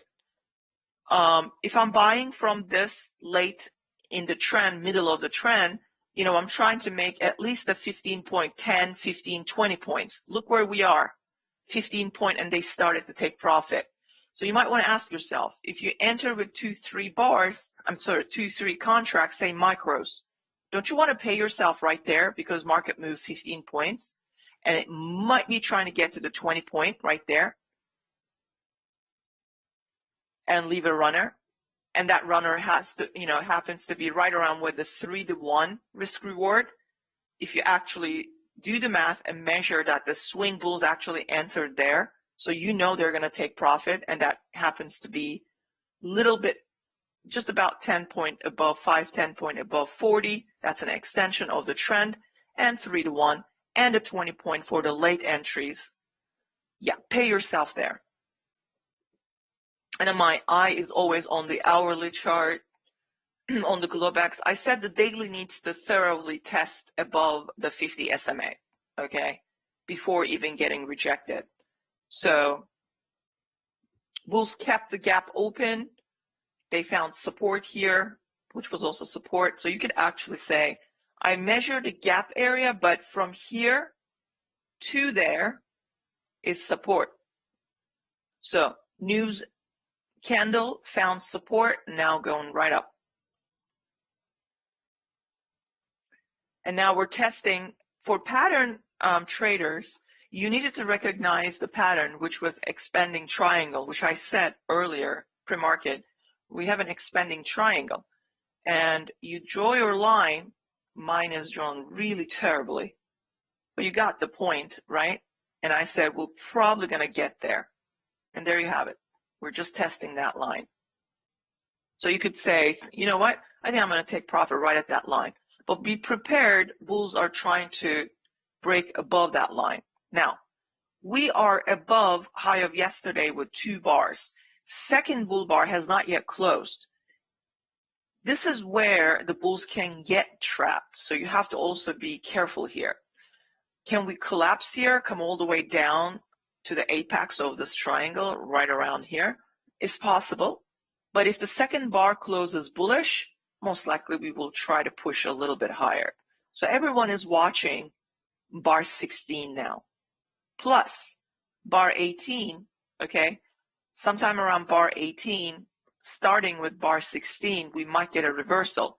Now, how do we get reversal? Oh, well, we're above high of yesterday. It's a place where bulls might get trapped. Or we're going to get a breakout, another bull breakout, and now we have a measured move, possible even higher measured move target.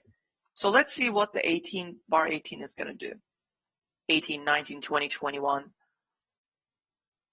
If we get a bunch of bull bars stacking higher, that means bulls are going for now a bigger measured move target. We could get another 40 points. So bar 16 close, that's the second consecutive bull close above high of yesterday. And that is good for the bulls. But we're in the 40-point zone. 3-to-1 hasn't been tested yet, so bulls are still pushing to get that.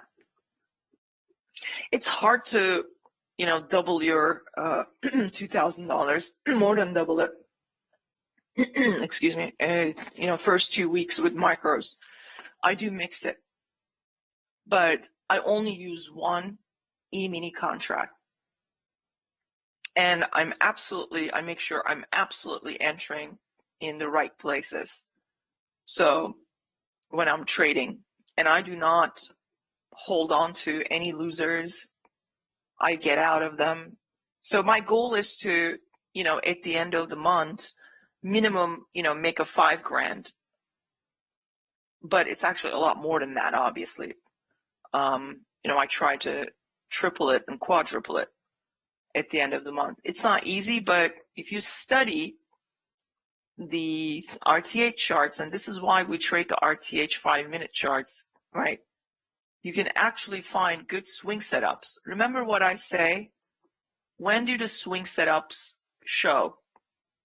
I mean, you can go to Encyclopedia and go through all of those charts that Al Brooks put together for you. Even if you don't have access to Encyclopedia, go to the sample version. It's available to you and it's free. There's enough charts in there for you to, okay. Well, good for you, Richard. They have enough charts in there for you to get something out of those charts and where the swing setups are starting. So generally, sometime around 10 o'clock, I look for double bottom and double tops near or below the EMA, okay? And then around 11:30ish, I look for wedge setups at EMA or below or above the EMA for swing setups. But my swing setups generally come in around 11:30ish. Yeah. So there's always a good swing can set up there. And then another one midday with, bar 40 possibly. So once I start get those, I will jump in, but I'm looking for a really small risk. So I can enter as early as possible. Okay. And then swing it for 10 points, 15 points, 20 points, whatever I can get my hands on. I don't open new accounts all the time. I don't do that. I just work the same money. That's all. I do grow it. I mean, my goal is to keep it 2,000, but say I made more, I can leave another 1,000. So the next month I could start with $3,000. All depends on how much I'm withdrawing that month, end of that month.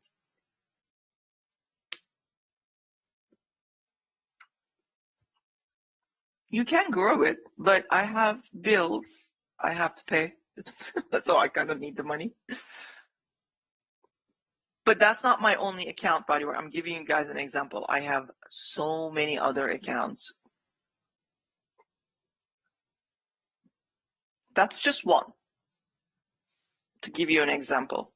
Because there are so many people here that they want to make so much money with a tiny little account, and they hold on to big pullbacks and lose their accounts. That's not the way you grow your account. Take it from Al Brooks. I mean, he says, remember, he's giving you, hinting you, he can scalp any bar. There are 81 bars in a day. he says he can scalp more than half of those, maybe, 1/3 of those bars I'm sorry, 2/3 of those bars entire day. He's telling you he scalps, and when he scalps, he takes about 2 points minimum. Okay, and if he gets a runner, that's great. If he doesn't, he doesn't, and then he looks for swing setups. Same thing. He looks for initial 5-point moves. If market is not making 5 points, it's probably not going to swing to 10 points or 15 or 20. Okay, so, but he pays himself that 2 points and then continues. I believe that's what he does, because he mentioned it several times. If you guys are listening to this and at the event, ask him. He's right in front of you. He'll probably say, oh, Rose is a liar. She's lying. That's not what I do. No, he'll say yes, because I heard him say it. So, and that's what I've been trying to do. Plus, they have now, they're going to do a, I don't know if they have already started, but maybe tomorrow. He's going to trade in front of people. I'm kind of missing, I'm really bummed. He's going to be literally trading, which is great. So you will get to see him. I'm going to join the next one. I'm going to do everything in my power to not miss it. All right, so we didn't quite test the 3-to-1, but I mean, I guess it's good enough, right? So now why is that? Well, the 40 point, that's the problem. We're right at the 40 point. It's a profit taken. But it could still continue as long as we stay above high of yesterday. But I talked about, it's a place to where it can actually reverse. Now look what's happening here, bar 17 and 18, right? We're still above high of yesterday. We could still use this area as support as long as bar 18 doesn't collapse. But there's also wedge here. There's spike, pullback, and channel, or you could say 1 pullback, 2 pullback, and 3, and that's another reason why price is coming down, because it's wedge. So let me get rid of this. We already know that's 3-to-1. Plus, we tested the trend line above, so that's another reason. But I don't know if we're actually failing here. It looks like it's failing, but you don't know. Bar 18 has not yet closed below high of yesterday. So where can it come down if it starts to, sell? Some sellers underneath that bar trying to get a 5-point. So we have a breakout, and they're trying to test it. So we might come down here. Also 2 bull bars, 3 bull bars. Limit order buyers are probably there. So it's trying to come down to bar 14 high or bar 13 high. But if bulls actually in 1 minute close that bar on its high or mid above the high of yesterday, all you will get is bar 18 wick testing below high of yesterday. That's not a reversal. As is, it looks like it. It's because those who sold underneath bar 17, these bulls, trying to make a 5-point. Now, they might be taking 2-point scalp right there. They'll see how that lower wick is like going up and down, up and down. It's because some machines paying themselves. So now they're running to see if they can get to the 5-point, eventually to 10-point, 15, and 20. But if they cannot find buyers here, those buyers are down here. So if they say they sold it, they kept going, 5-point, 10-point, right around here is 10-point, right around there. That's a limit order. And it happens to be also the EMA. But right now, will these bears get at least a 5-point? Or 17, go for a 2-3 tick, 2 points or 3 points or 5 points, and I may not get that 5-point. So I didn't sell it. But bar 18 did close below high of yesterday. Some bulls are stuck here. We might be going to get those bulls. and get out of their stuck situations and break even. But to me, I think the bulls are trying to break above that trend line and keep going higher because of the measured move. So if you actually take it from there, stop goes there, that's the measured move right there. We just got the 3-to-1. So they're trying to get the 4-to-1 probably. 4-to-1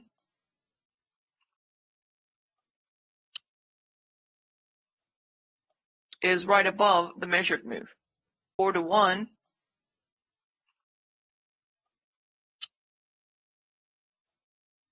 is right above the measured move.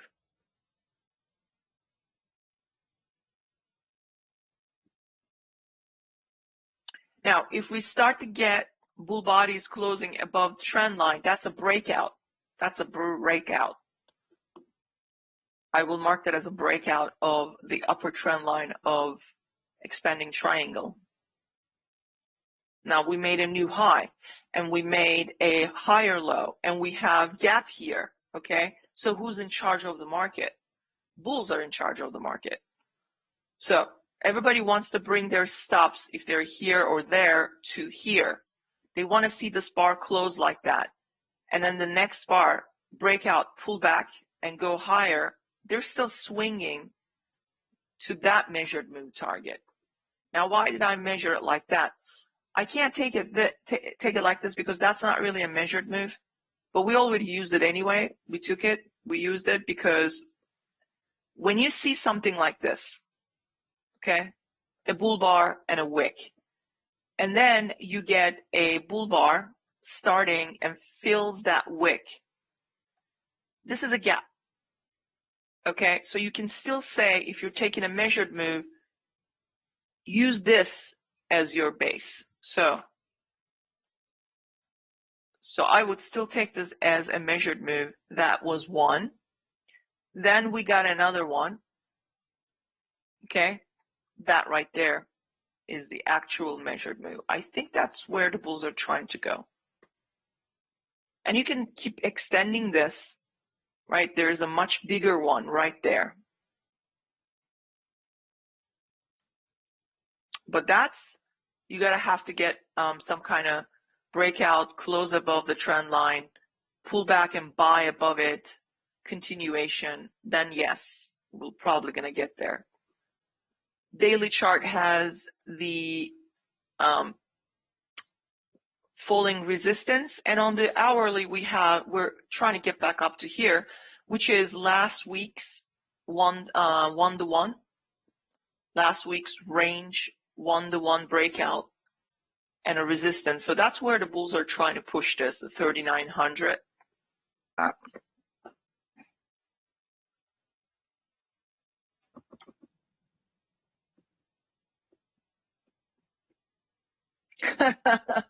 Steve, that's funny. But this is still going. Nice. All right, so count though. So we have pull back. This is extending now. All right, so the person who was looking for exhaustion bar 19, that's not an exhaustion, and I explained why. Okay, so now you would look for an exhaustion. You're getting 3 bars. Bulls are pushing still. Now you would look for something like an exhaustion bar, and then you would decide whether you want to take profit, because if you count from here, this is leg 1, pull back, leg 2, pull back, and you're in a leg 3 at this point. Bar 19 is not an exhaustion bar because it's a pullback. Okay, that's so market is basically on the 3rd leg up. You got 2 pullbacks, pull back, pull back.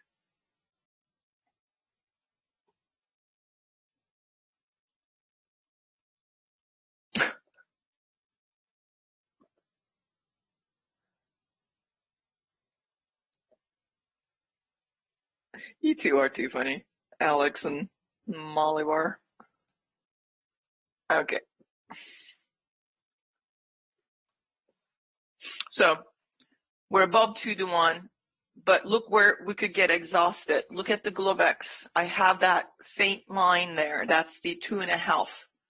That's the bull extension. We could test that and we could finally come down. We may not even test it, but you know, just because I have this measured move, could be from here. We still have a little bit of room to push, or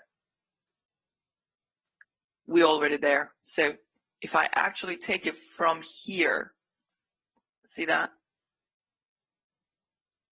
We're just about there, just a couple more, maybe one more point or so, couple of ticks, and then we get that. And that was actually the 1-to-1. If you actually bought here, remember I said if you're entering late, that's your 1-to-1. Very good job. I still don't see an exhaustion, but when I look at here, we just tested that line right there. Now, if we continue, it's because we're trying to get up here. Last week's range doubled up.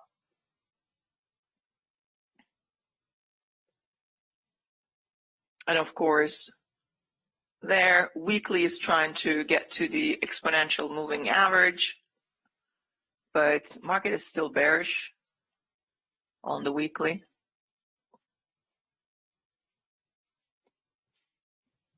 All right, so this measured move is done. These bulls entered the market looking for a 1-to-1. That's done. Now, where's the next magnet? September 21st high, which is right there, which I explained earlier, but if you joined the trade room a little bit late, first I took that, so that's where bulls are trying to reach. Okay, but really this is what I'm interested. 39.25. It's a little bit far from here, so I don't know if we're gonna make it. We could make it because we could, but you know, market made 3 legs up already. So if you take profit here, you know, that's fine because we could test that trend line. The break of that trend line, we could still buy. The first break will probably buyers are waiting under, but it's 3 pushes, and see right there, Globex started to take profit right at the extension, 2.5. Bull's probably going to keep pushing. I don't see the exhaustion yet. Now, I want to test something. So that was 40. That's extra 10 points. 50 was there. Now 55. We're at just about, they're trying to get a 15 points, okay, out of this. They started a brand new 40-point trend, and they're trying to get to the 15 points. So how did I do that? So I measured from here. Here is my 40 point, okay? So I am basically measuring from that level. They're going to take profit right here. 14 to 15 point. So let's round it in 15. So they're taking profit. But they want to get to the 20 and they want to get to the new 40 point.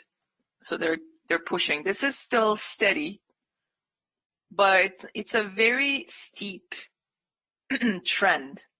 So can it keep pushing higher? Yes, it can. But when I see this kind of angle, I'm a little bit, you know, I don't know if they can actually sustain this.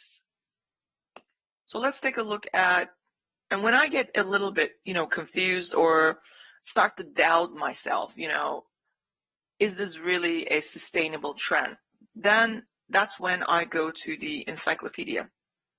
Okay, so it is, and then I start to look for charts similar to this to get a feel of what my options are for the rest of the day, because it is, after all, almost 11:30.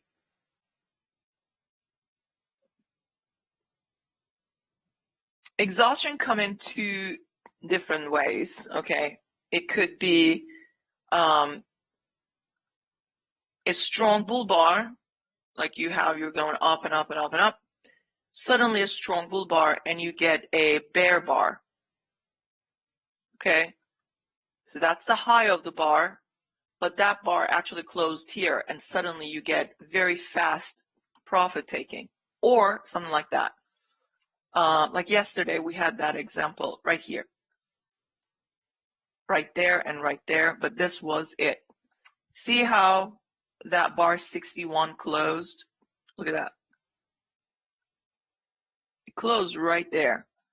That bar opened below. That, to me, instant and very, very violent, okay, profit taking. This is going to come down with two legs. And then look at that. So if you wait, you can sell underneath that bar. Ton of people got stuck there, so they bought underneath that bar and broke even, but bar could not even go and test where they originally bought. So that tells me break-even bulls are exiting out of the market, not in an orderly fashion, in freaking panic. They're panicked, but they bought it anyway. Now they're panicking because they couldn't get up there. So panic creates bigger bear bars, and you expect two-legged move down. That's exhaustion. That bar's height, the body is almost as big as that and bigger than any of these. We don't have that yet here. Okay, so this is still pushing towards the 15, 14, 15 point, possibly to the 20 point. And another way, I see a bull bar, okay, maybe no, and then suddenly same size a bear bar.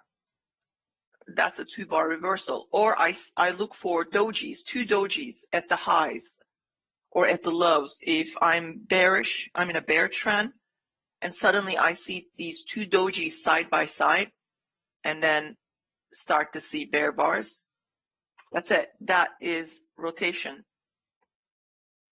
Slow profit taking began.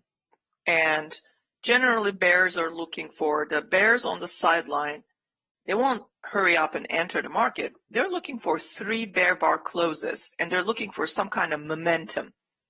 Momentum builds, it starts small, bear bar, and a bigger one. And if you get a third one, hey, pull back and sell. That's when they're going to enter. Or you get this kind of, this is also a 3-bar reversal, okay? But that bar has to close somewhere down here. That means sellers underneath bar 20 wanting to sell and trying to get a 5-point, 10-point. They failed to make a 5-point here, so they might try again. And when the sideline bears see that 5-point is finally being made, they might start to enter, help those bears start to get to the 10, 15, and 20 point. That's when the selling becomes, short swing. So, but I don't have that reason yet. All I see is bar 22, and some bulls might start to take profit here, but they are also looking to see if this bar is going to close bearish enough. Now, it didn't close bearish enough, but look where the body closed. That body closed below the close of 22. I'm not talking about the wick. I'm talking about the body. So to me, some bulls are, okay, it's not the best of close. It really didn't close down here, but it could be that 2-bar reversal, 2-bar doji reversal at the highs if you count about 3 legs up. So we have 3 legs, and I don't know if this is exhaustion. I want to see the third bear bar. I want to see a third bear bar to decide whether or not bulls are ready to get out of the market, they're exhausted, and they're ready to take profit. So I don't know. 2 dojis doesn't cut it for me. But if I get a nice bear close after 2 dojis, then yes. They're probably going to go sideways and get a second leg down. And it's about right in the vicinity of where we are on the Globex chart. So we might pull down a little bit. Now I have 3 bars. For bulls, there are probably buyers waiting here. And there's a gap here.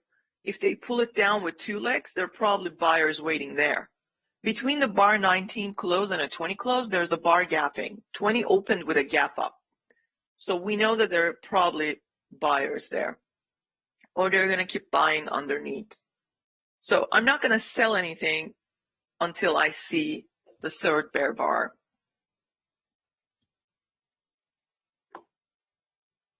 Because market is still trying to make that 20 point above this 40 point trend.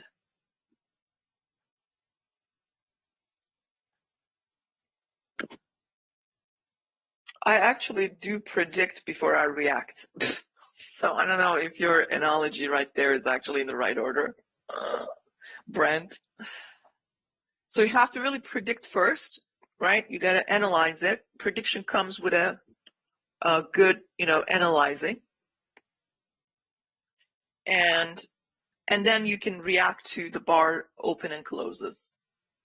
Okay? And then you can react to the bar open and closes.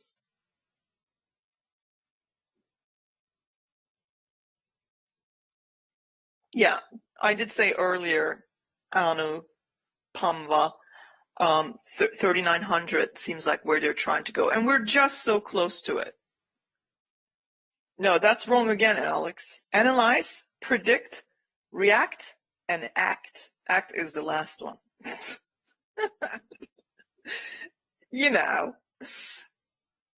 First you have to have some kind of reaction to have an action. Ooh, that rhymed. See, I think that's going to be my book title. Reaction and action. I will never write a book. Hell no. Maybe children's book, but never write a trading book. I think there are so many better traders than me out there that they deserve to write a book and make money off of it. I don't. I'm just a trader. All right, so I'm still waiting for this bar 3. This bar 24. If it doesn't close bearish, that means bulls are still buying. We still have a nice breakout, and stops are here. Okay, so no one's going to move their stops here unless this bar closes third bear bar, then yes. Otherwise, we're still in a swing. We're still going to the 15 point.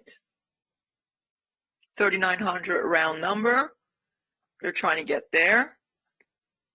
But I do like this, okay? Look what I see here. Okay. Limit order sellers might be now entering the market, okay? What does that mean? Now take a look. That bar went above, 1 tick above that bar. Now, it hasn't closed yet, so I'm just talking ahead. I'm not saying this is going to happen, but if that bar now closes bearish, stop order sellers will be making money too. That could, okay, so that's a doji. That's terrible. I mean, if that's best they can do, now this bar needs to close bear. This doesn't cut it. I won't sell this. But if it were to close 1 or 2 tick bearish, that's it. So now this is probably leg 1 pullback. Bears are trying to get a leg 2. But if the bar 25 now closes bearish, bulls are trying to prevent it. They're trying to prevent this limit order sellers showed up right 1 tick above 23. Because they know if this bar were to close, stop orders, all the stop orders will pile right underneath here, probably here. So there might be some stop orders already moved underneath here, and they're wanting to sell. So they're hoping that this bar is going to close bearish. There's a huge fight going on here now. The bulls are trying to prevent it, That's why they actually managed to close that 24 with a doji. That's good for the bulls. It's not good for the bears. They failed here. So they're now assessing the situation. Okay, we sold here. We made money all the way to the close of that, but we're not able to sell. So they're going to get out if the bar goes up there, okay? And the stop order sellers, they never get activated, so they're safe. So it's still not bearish. See how I read it? This is how you need to read it. So the bull trend is intact.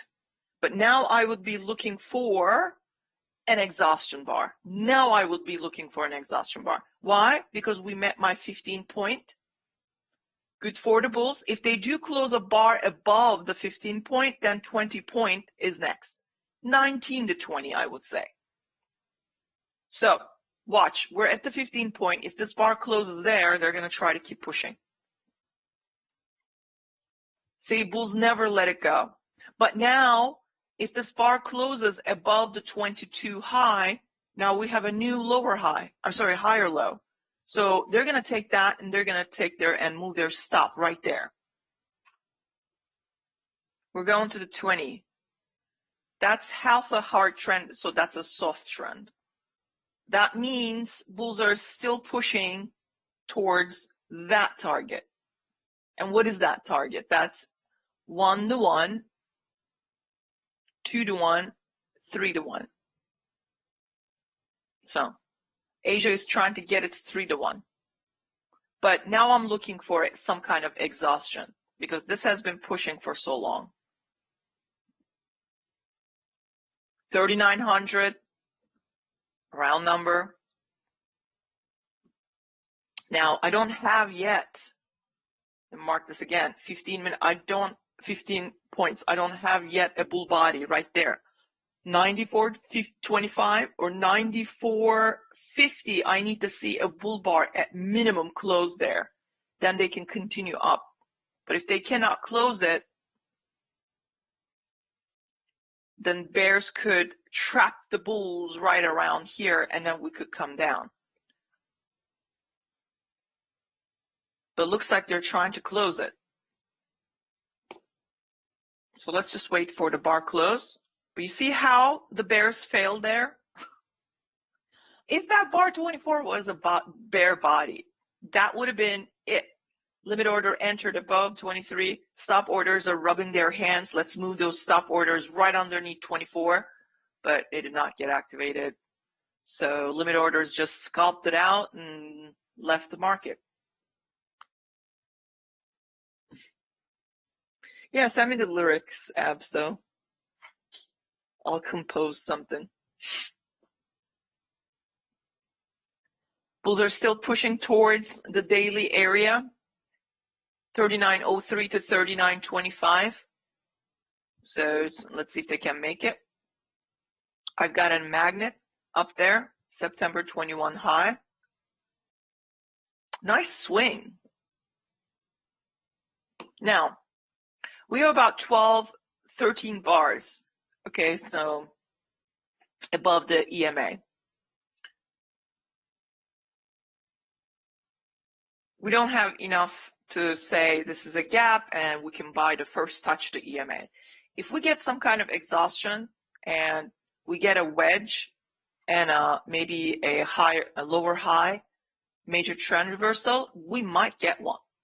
But first, we need to reach some areas and get exhausted.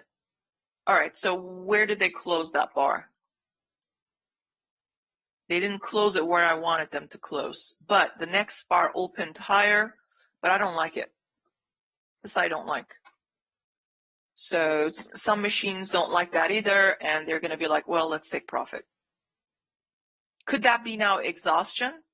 Well, if you actually measure this bar, it happens to be a breakout bar. Okay, that's a 4 point.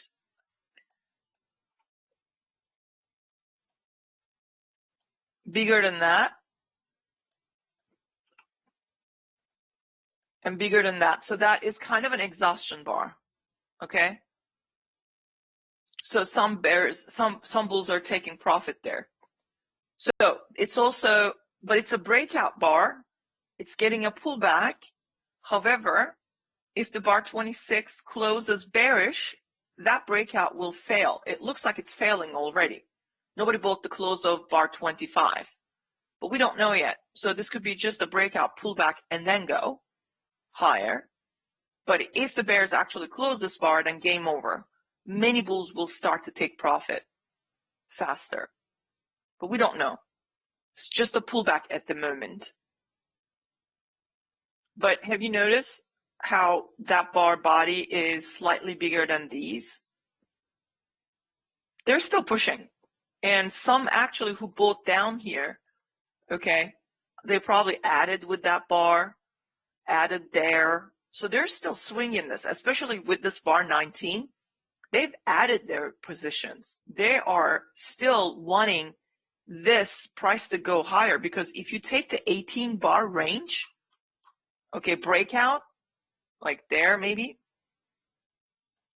they might be looking for that price or that price still. So they may not let it go. Okay, bulls may not let it go. But if I do see a double top, that's what I would get out. I don't see a double top yet.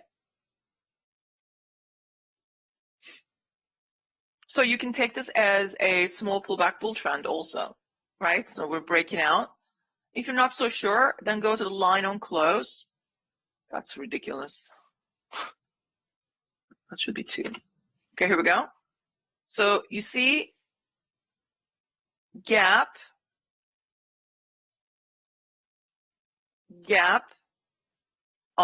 hello, huge gap, first bull flag, second bull flag, third bull flag, okay?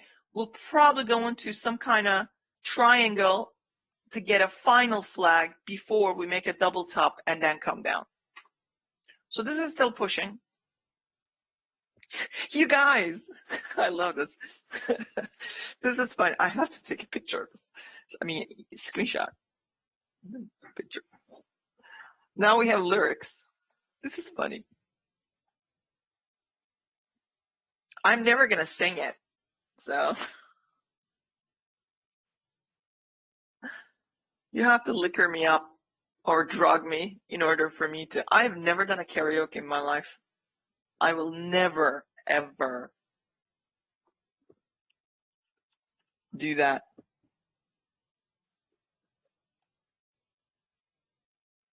Like, I have to be totally drunk and not remember anything.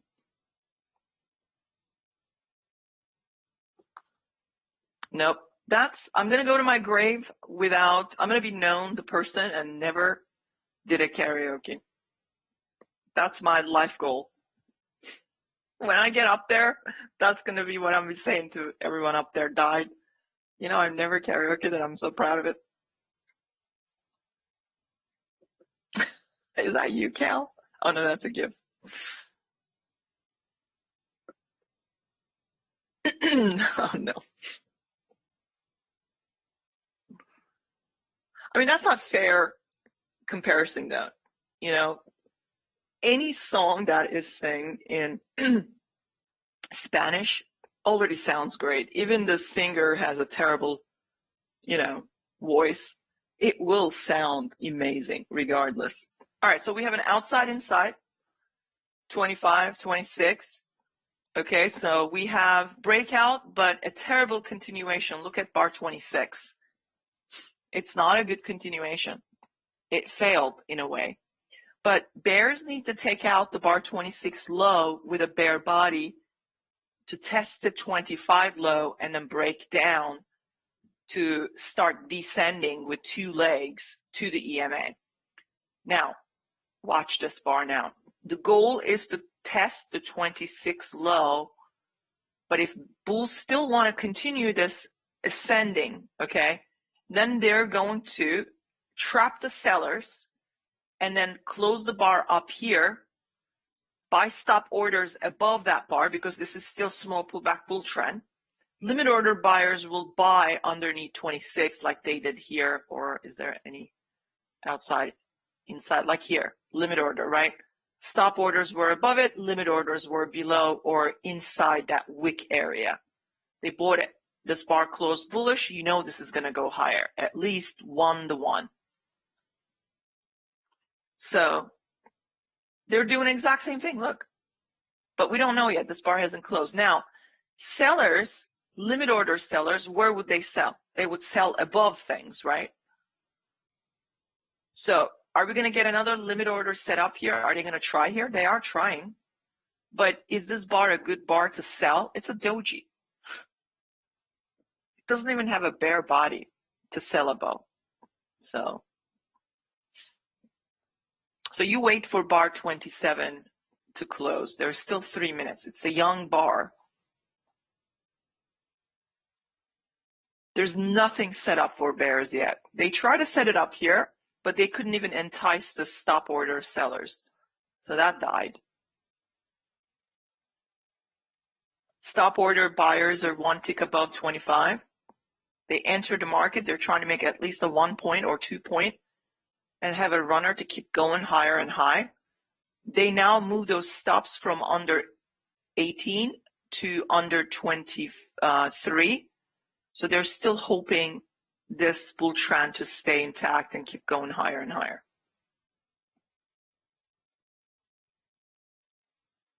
Now, sellers who are looking for a backdoor into, okay, this trend, they might think that might be exhausted or exhaustive. They're going to keep trailing, okay, their stop orders. Trail. They might have sold here in hopes of getting a backdoor, but only maybe got a couple of points. At that point, they got a 3 point there. I think we measured and it was a 3 point scalp, but that's all they got. But it was successful. So now they're doing the same thing. They're trailing and trailing and trailing and trailing and trailing, trailing. So now they trailed it underneath there, okay? So they're now watching if any limit order bears will jump in and start selling. Because if they do, then they're going to checkbox, right? So they're looking for limit order sellers. That they see it already.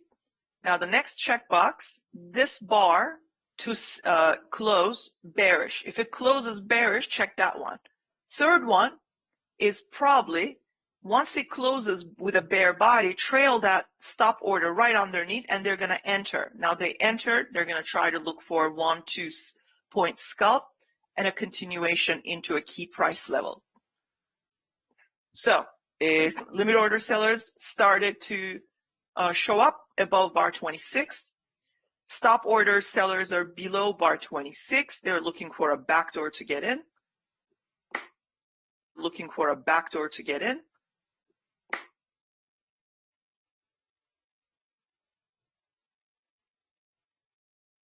I'm not open to the idea.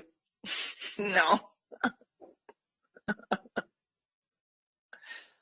Not happening. Mm-mm. We're having so much fun. Let me check something.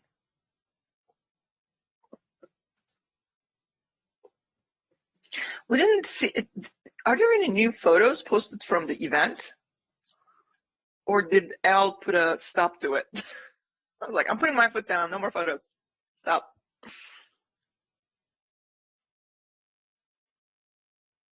And Tim is lacking of his new duties that I gave him yesterday. He was supposed to make videos and post them.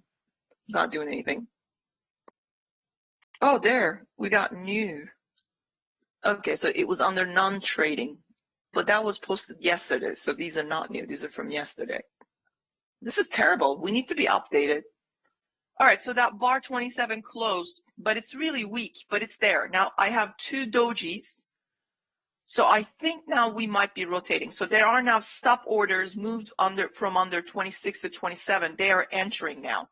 The goal that they have is they want to make at least 1 or 2 point scalp and leave a runner.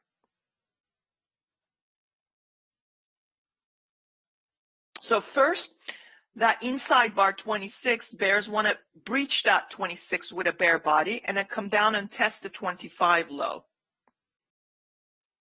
See if they can do it. Bears need to close a bear body okay, to take out the low of that inside bar 26 if they want to keep selling this, or test the outside bar 25's low and break out briefly at least.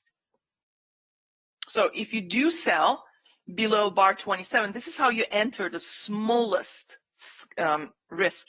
Your stop is above 27. And you're looking for a 2-to-1 at least, or 1 to 2 point scalp. So did you get your scalp? I bet you did. That's 2 right there. I'm getting it. So I entered, and I am going to scalp that now. I'm looking for continuation to test, because this can go 5 points. Okay. I'm looking for bar 25 low to be tested, but you can scalp. You can scalp and get out. But if that body closes, bear body closes below 1 tick below 26, don't get out.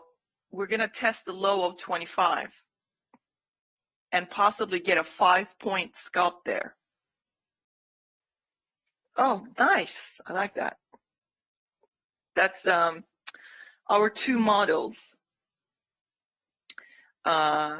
Tim and Brad. Look at him walk. Let's walk across the room. Let's look busy. I like that. Looks like a really nice conference room. Did you guys party, Ken, last night? Like anything interesting? I know there was a huge, I was really eyeing, I had my bathing suit and everything. They have this really nice pool out there. Richard and I, we were talking about that pool. I couldn't make it.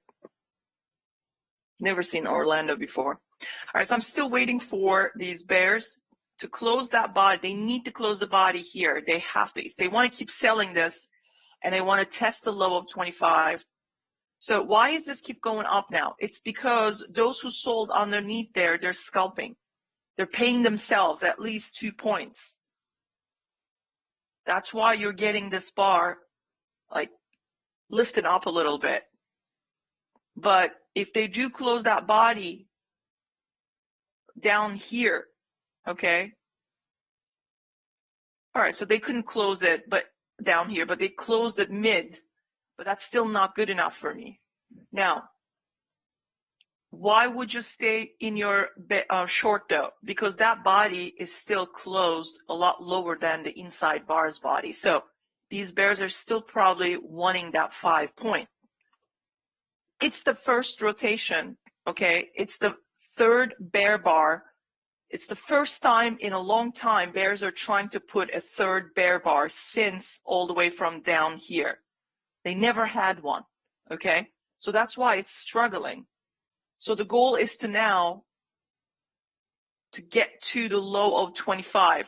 But the bears did something. What did they do? They closed the bar 28 on its midpoint. So that makes it still bearish. They're still trying to get that 5 point. It's not going to be easy because it's the first time they're trying something that never been done before in this bull trend. And the bulls are trying to trap these guys trying to sell at the low of 25. But I think they're going to get what they're looking for, these bears. So let's see if we can get a 5 point out of this. Oh, yeah. So we had 3 pushes, right? It's pretty parabolic. You can see it. So here, right? So from 1, 2, this is where we could even end up coming down to. So watch out. There's a breakout test. If they continue to sell this and get a breakdown, the key price level is right there, which is 20 EMA. All right, so we made a 5 point. There you have it. It's not really 5.5, but it's there. You got the point, right? I guess it is.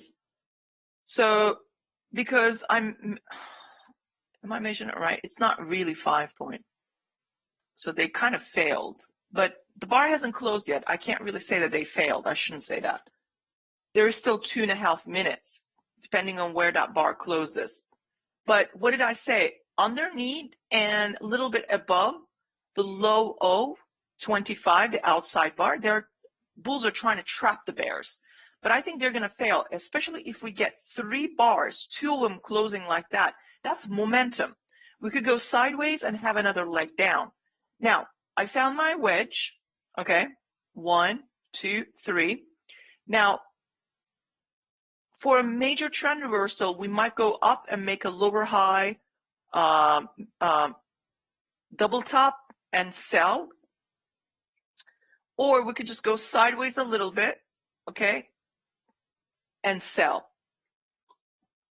But we need that third bar. Now, what happens if we do not get this bar 29 close on its low? I scalped this, so I made money here, which was great.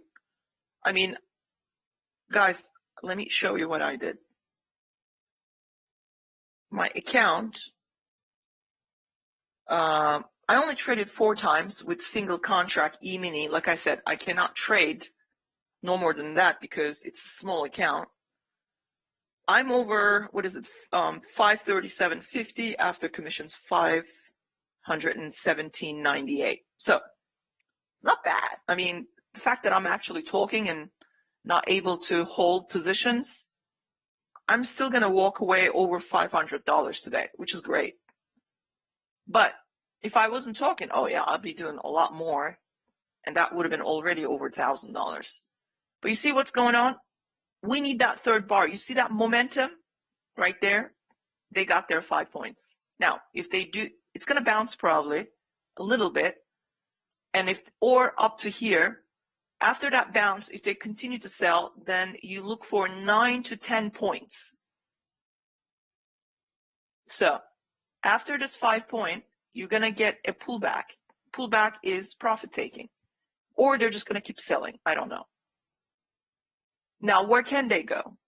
Well, that's the projected target, okay? They can come all the way down here if they break that breakout test, 38.81. But we need some kind of a double top, okay, to actually make a major trend reversal. So we're probably going to pull back a little bit.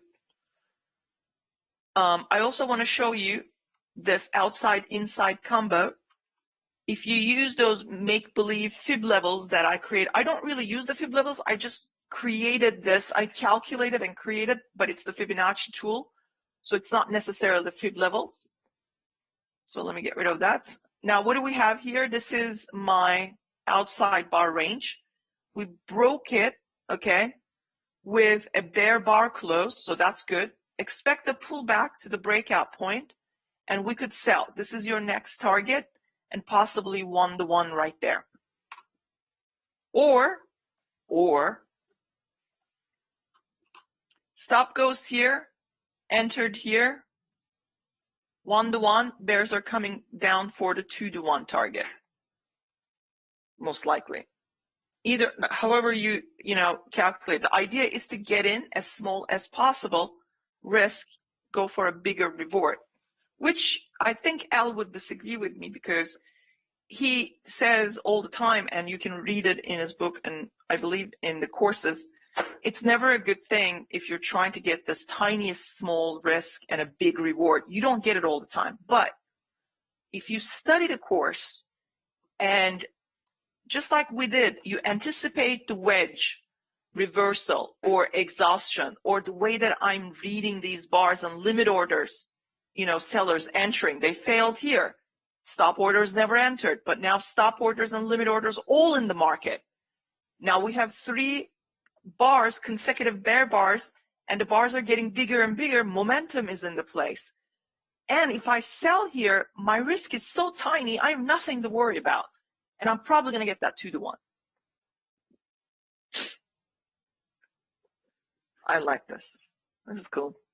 So is this now, L is actually doing the scalping or swing trading?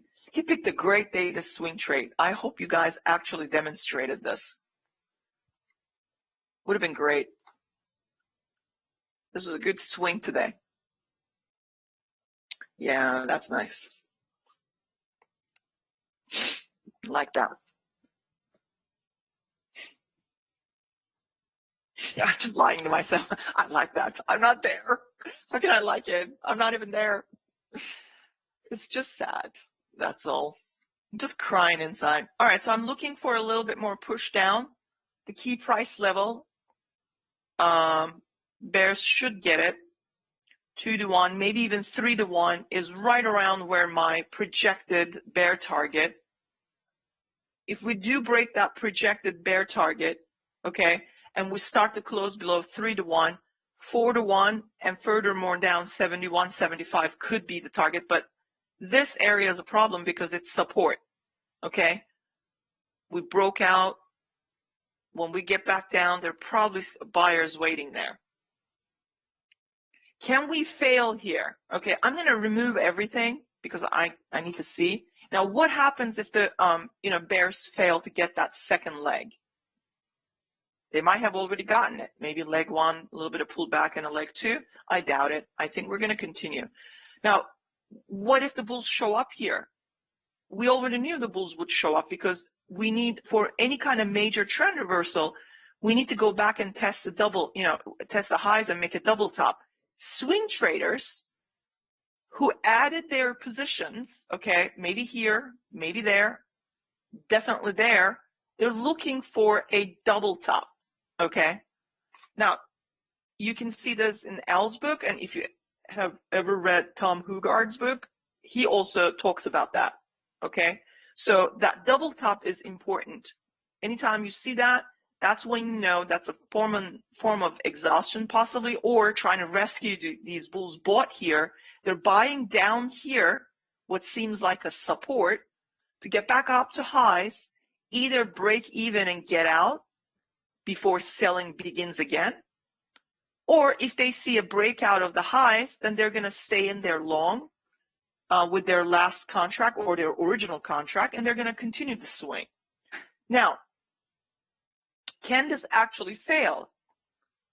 Bull's going to have to show me bull bar, bull bar, bull bar, bull bar, and a takeout here, another breakout. I'll believe it when I see it. So right now I would expect maybe sideways and up a little bit and a come down again. But if I measure this, right, so what happened here? All they got was this target. This is left behind. And if this is leg one, we need a leg two. Unless if bulls start to close above the midpoint of this bar, so let's say we got a bull bar, another bull bar, I'm done. Because bulls are trying to go up to here, break out, and get to the other targets before coming down. That could be a higher high major trend reversal, but they're still pushing. Now, for the deep pullback, because why? This is the first time we have 3 bear bars back to back, okay? And this is the first time the bears are trying to sell, and we might get that deep pullback here, and that's what we're getting. So I'm watching this area, okay? If we do get rejection, we could still come down and furthermore here. Not here, I'm sorry, here. So watching that midpoint. And let's see if we can get a rejection here.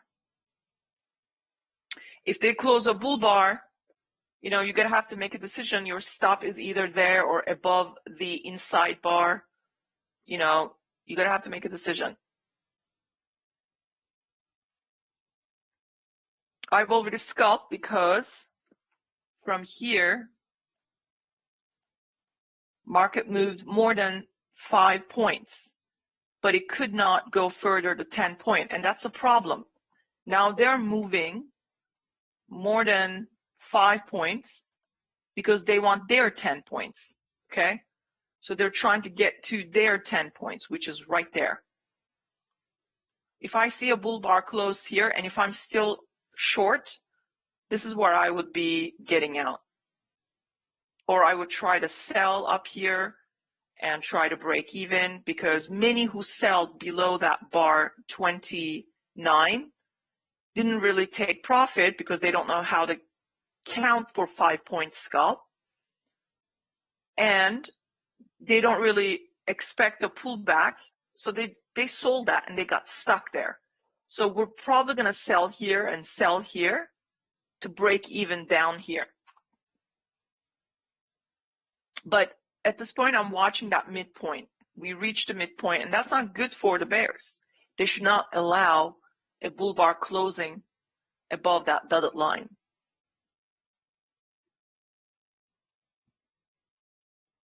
Could this be a deep pullback and a double top lower high formation? That could form all the way up here. Do you want to wait for that? So at least wait how this bar closes right here. There's still 1 minute. But to me, this is too much of a pullback. We now have a trading range. So some are already selling and trying to break even and get out. These bears got stuck here.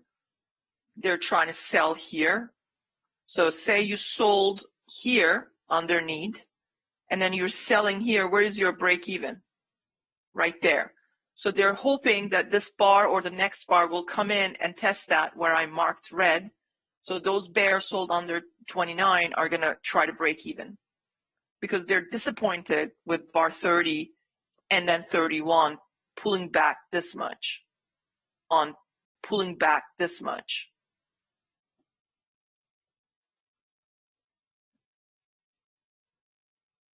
So if your goal is to break even, then break even and get out.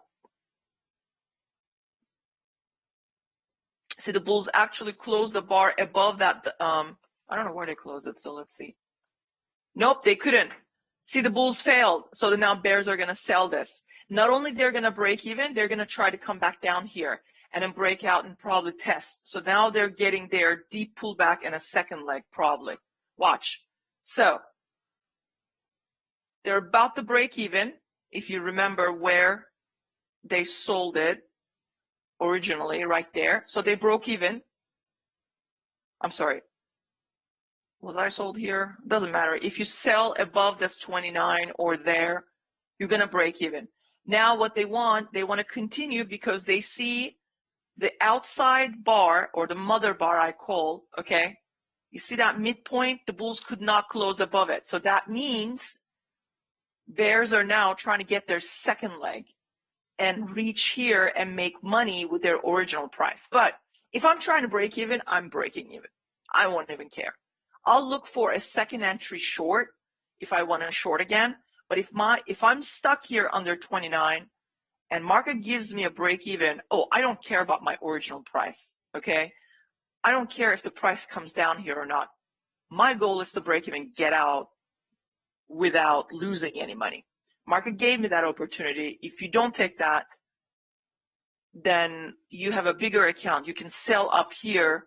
Perhaps you can sell even 5 points above, 2 points above, 10 points above this high, and then try to break even as it goes up. I cannot hold it like that. So, and I won't recommend you to do it. But practice it. That's a good practice. You would know where the sellers are when you're stuck here next time. This is where I think people lose touch, you know. They see that suddenly a bear bar coming down. They completely lose their goal. Wait, they're selling. They're going to come down here. I was excited. I thought maybe it would come down here and they're going to make more money. Well, what if it doesn't? Then you didn't, exit out and you didn't take the opportunity and you're stuck. So, yes, there's also head and shoulders with a neckline. So the bears need to break that neckline. So we're coming down with a second leg to the EMA. It's just that because in a long time, due to the long, bull swing, this is the first time we get a 3-bar bear bar pullback was deep, but they're still getting their second leg down. So if you held onto your original entry under bar 29 or close of 29, you just made money with that one as well. So you're a better trader than I'll ever be. Okay. So now I think this is the lower high, maybe double top lower high MTR. Well, now if this closes like this, that's a second entry short. Okay, so now I'm looking for, where's that 10 point, which is right there.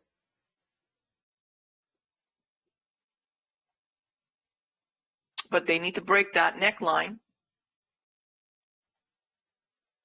There's still buyers here. Remember, limit order buyers are sitting there. And there's a gap.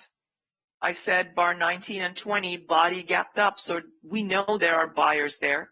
Buyers all the way down here. This is resistance. This is support here. But I like to see second leg come down and test the EMA. Now, do we have a 20 bar gap? 13, 23, 33. So this is bar 32.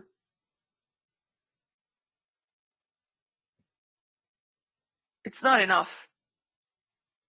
But buyers are there, so we already know. From there to there, buyers are here. They're trying to break that trend line and create a major trend reversal. But be careful, bulls want a wedge bull flag.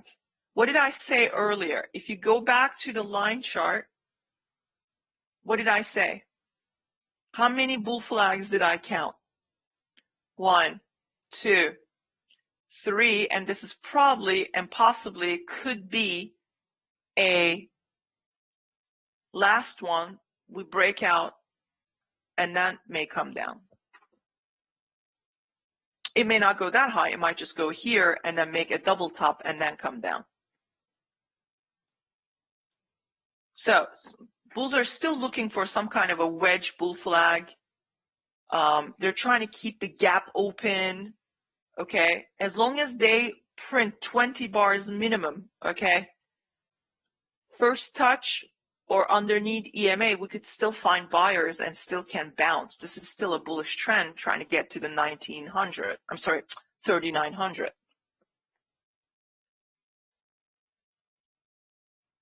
Exactly. So Ray game here, right on his game. He said the right thing.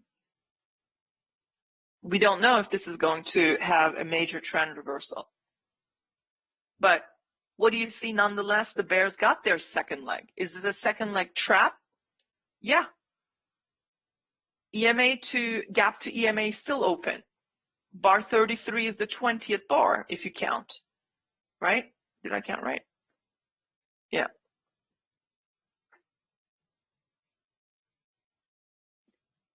It's still bullish trend. It's still trying to get to the magnets, right?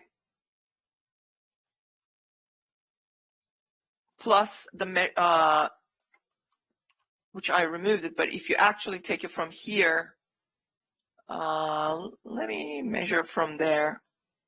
That's a measured move target, give or take. You can either measure from there.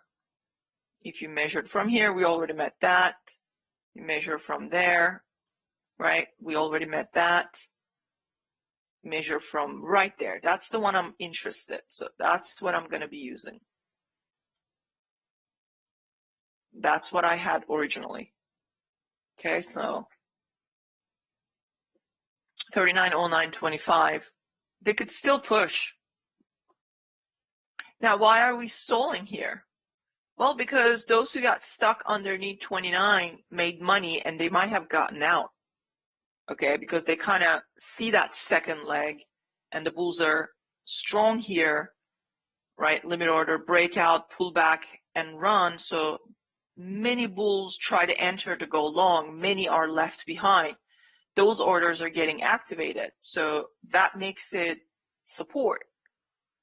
and those bears see it. They're not stupid. They see it. So they might have, you know, think, okay, this is enough. We got the second leg. We rescued our original contract as well. You know, I'm just trying to walk in their shoes to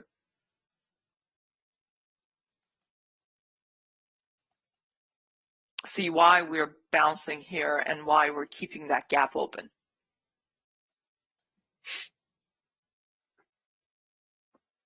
That neckline, they're trying to break, but we now have kind of a wedge here going into the support. Bar 34, that's 20 plus 1 gap bar. So let's see what the bulls are going to do here. Are they going to allow these bears to close below the EMA, or are they going to block it and buy? This can still move all the way down to this buy zone. You see that impulsive move, 19, 20, 21, and it gets a second leg up. Where did that originate it? Right around here. We could end up coming down here before actually going up. But right now, I'm going to wait for what the 20 bar gap bulls will do here.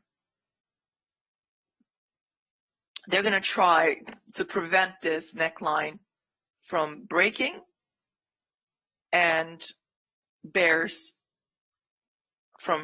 closing below the EMA. Because if they do close a bear bar below the EMA, they can still push further down to 38, 77, 76 area. Yeah. I mean, I did explain earlier several times, but sure.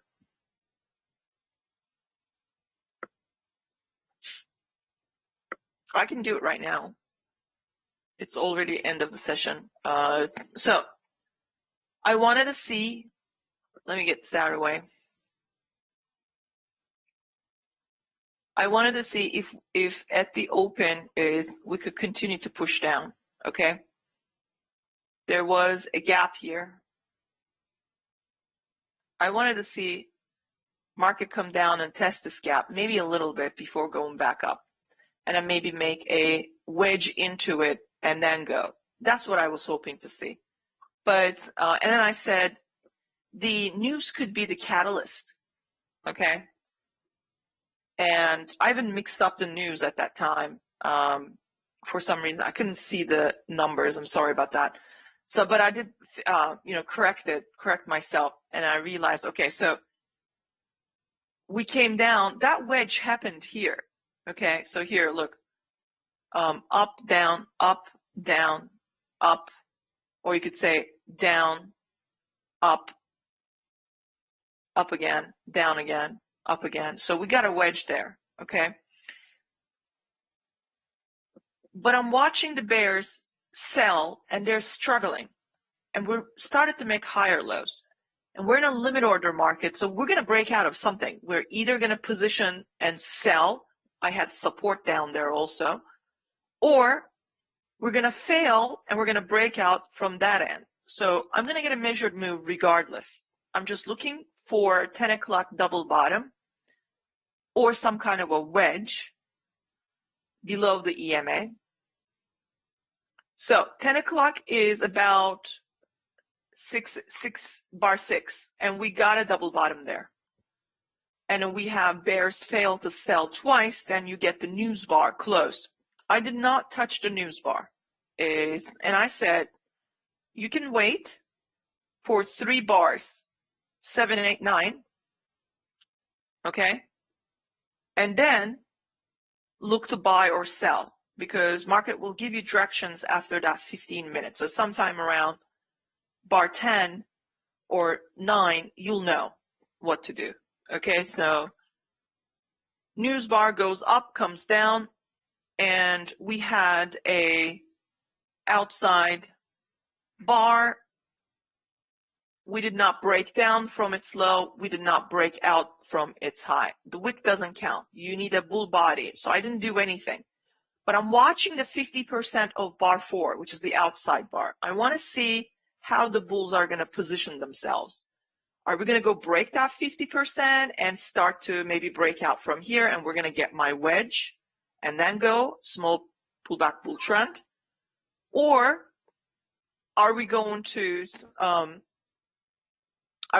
stay above the 50% and then break out from here? Look what happened. Bar 8 opened here and closed up. So we now have a breakout. I believe I bought that. And then I said, you could just stay and wait for 3 bars. So now you have 7, 8, 9, all closing on their highs or midpoints. So that's bullish pressure. And it's telling you also, you have 2 bars, bar 8 and bar 9, closed above the EMA. It's always in long. And then bar 10 is an impeccable buy signal bar. But after you buy that, market pulls down. Now, why did it pull down? Somebody actually pointed out that we had a wedge here, and I ended up counting it, and it was. But really, my goal was to get to the 78. Market got to the 78. I said bar 78 is the target. So if you buy it, I wanted to get in early and take profit there. We got in. I did not like this, so I got out. But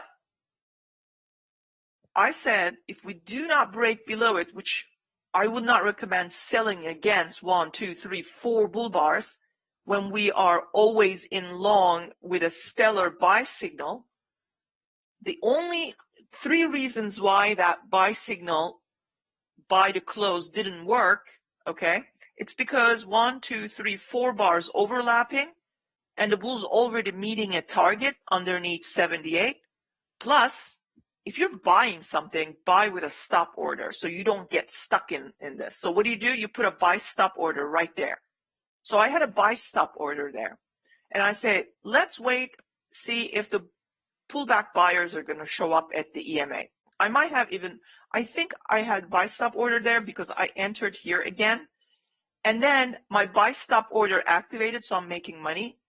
So then I said, hang on and wait for bar 78 high to be tested, and then the high of yesterday. And then I started showing you guys for the swing traders, swing longs, where would they scalp? So you can actually position yourself. Even if you entered late, you would still need to take profit because those areas are going to pull back. So I said, if you're swing long, your stop would be here. Say you entered there, right? So they're going to take profit there. They're going to take profit there, pulls back. They're trying to get to the 3-to-1. That's it. 4-to-1, beautiful. Look at that, beautiful. And then finally it comes down with 2 legs. But it's still what seems like a wedge bull flag, isn't it? So, or you could say, no, this is actually a triangle. Okay, fine, then it's a triangle. What is a triangle? Final bull flag? We're probably going to get breakout and we're going to make a double top. When would the swing longs get out? When they see a double top? Probably, I would assume. So this bull trend is still pushing, but we now are in a trading range. Okay. So I did sell and scalp. So that was my short. I think that was the only short I had today. Sorry. So yeah, so that was it. Anyway, so what could happen?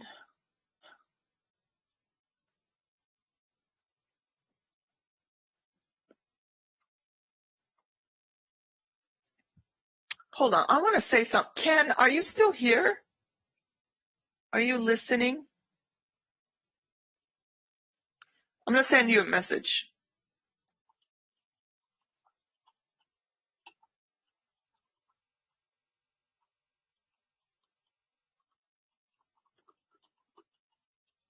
I'm asking for something. He'll probably say no, but I'm asking for you guys, so just hang on a minute.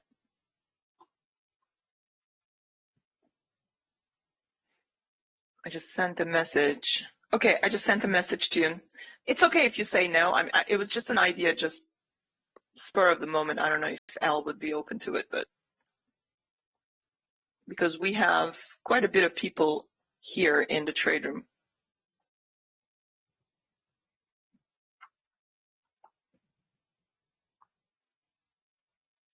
I asked Ken if he could just ask Al, Al, if you could just jump in and maybe from the event, just for 5 minutes. So he's asking.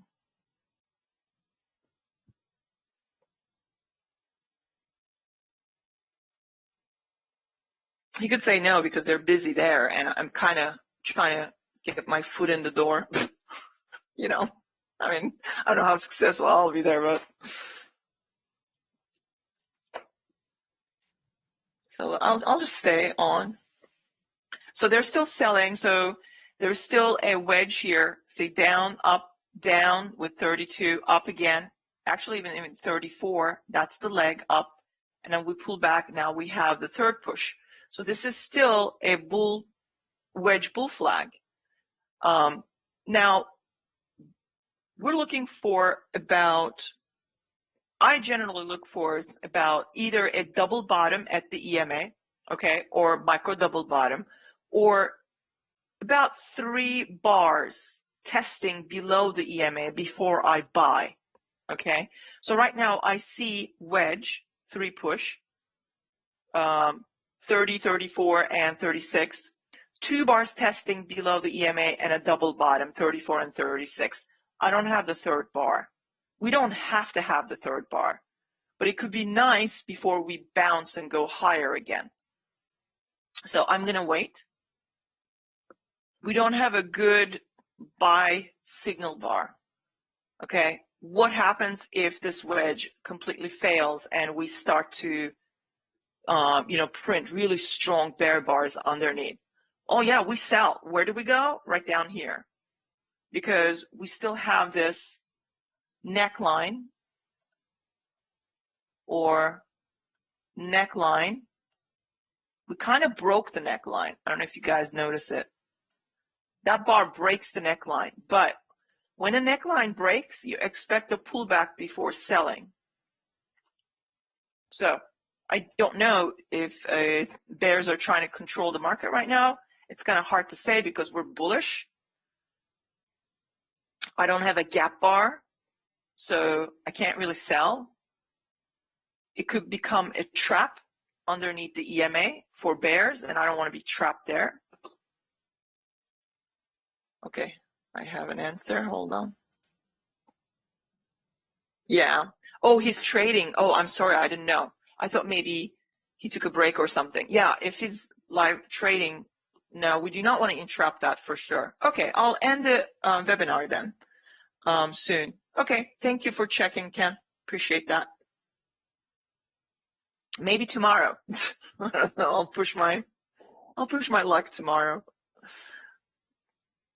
Okay, sorry guys. So they are live trading at the moment. So, I don't want to divide any attention. So, but we ask.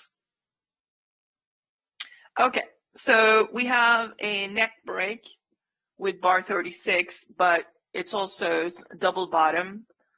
2 bars testing underneath the EMA. I don't see a good bear flag set up there at the EMA at the moment. It's not that exciting to call any kind of bear flag, at least.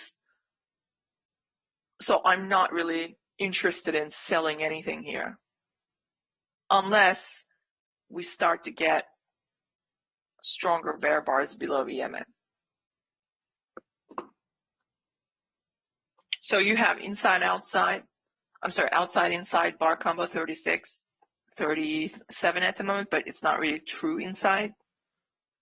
So bulls are still trying to get a good bull close, strong bull close. But what if this just closes down here below the neckline? We already have a 36 break in it.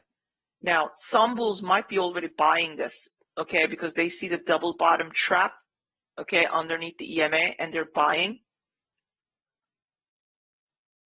Now, I would not want to buy one tick above that bar with a stop order. Bar 36 is way too strong. I need to see bar 37 at least go and close above it, because last second, if this bar 37 closes below that neckline I drew, okay, that would be a problem. And the neckline is like this, actually.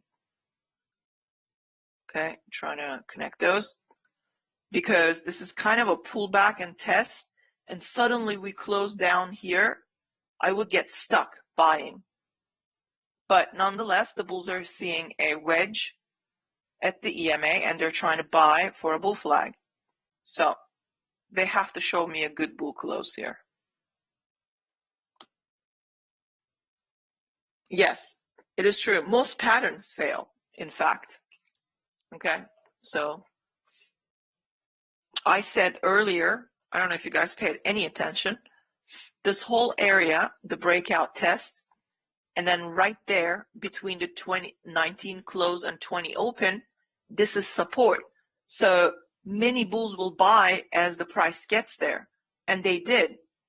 So they got a really nice bounce. So if you actually put a buy order here, okay, sorry, if you put a buy order here, buy order here, buy order here, two of your contracts that you positioned would enter into the market long.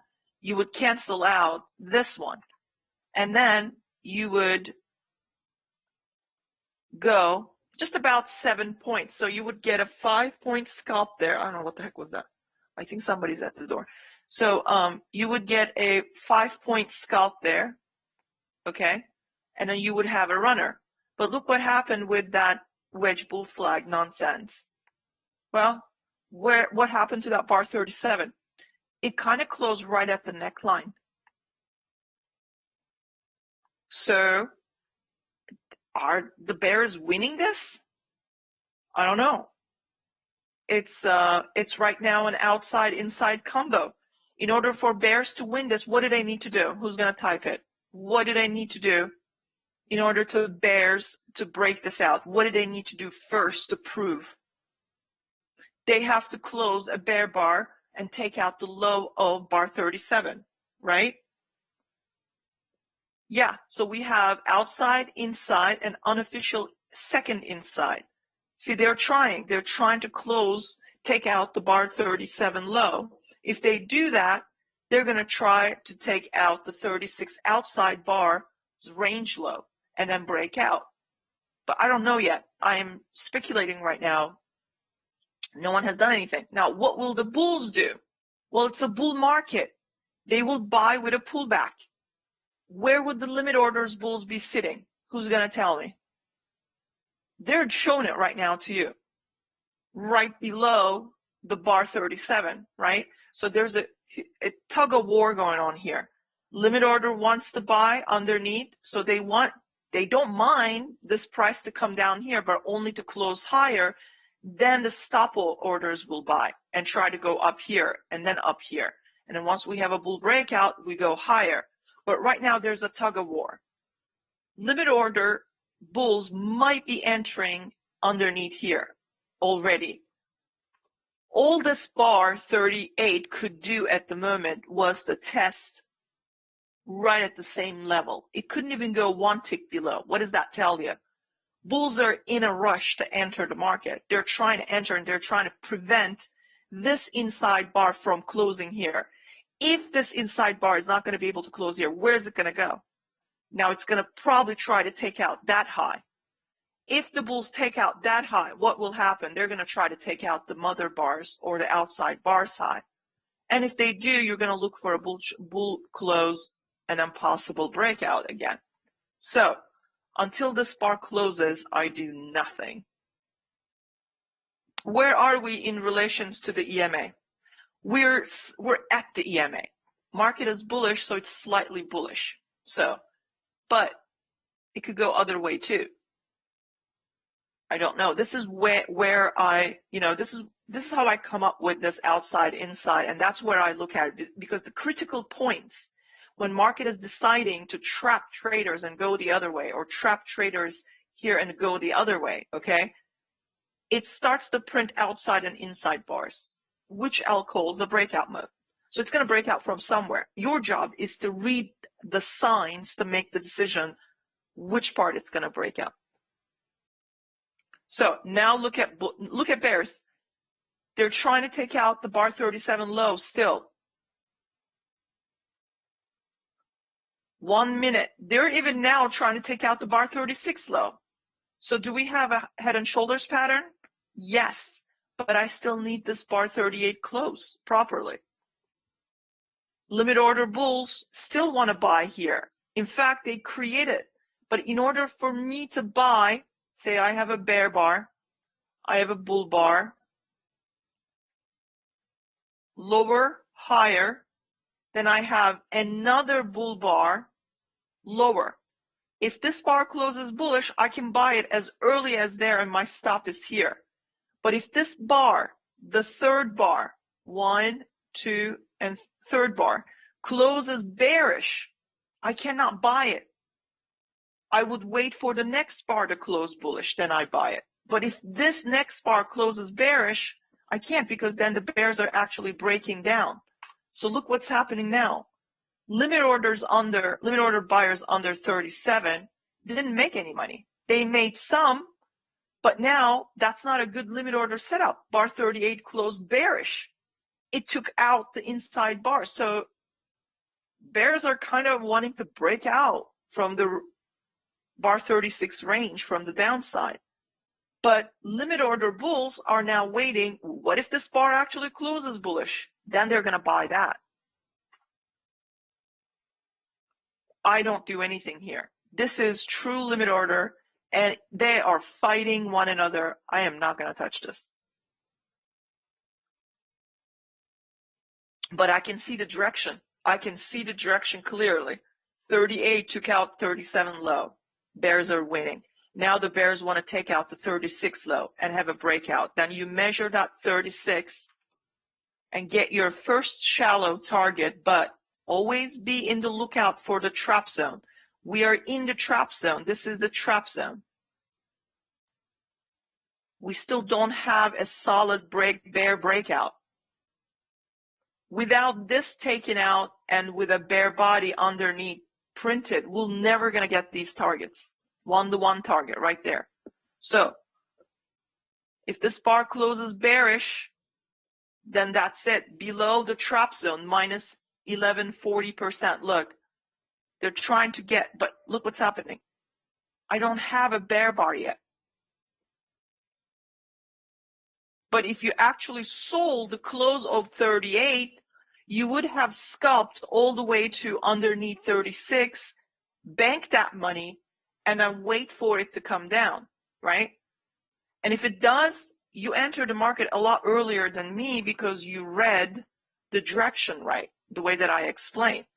Bears are trying to break this support. Let me get that out of the way so you can see it.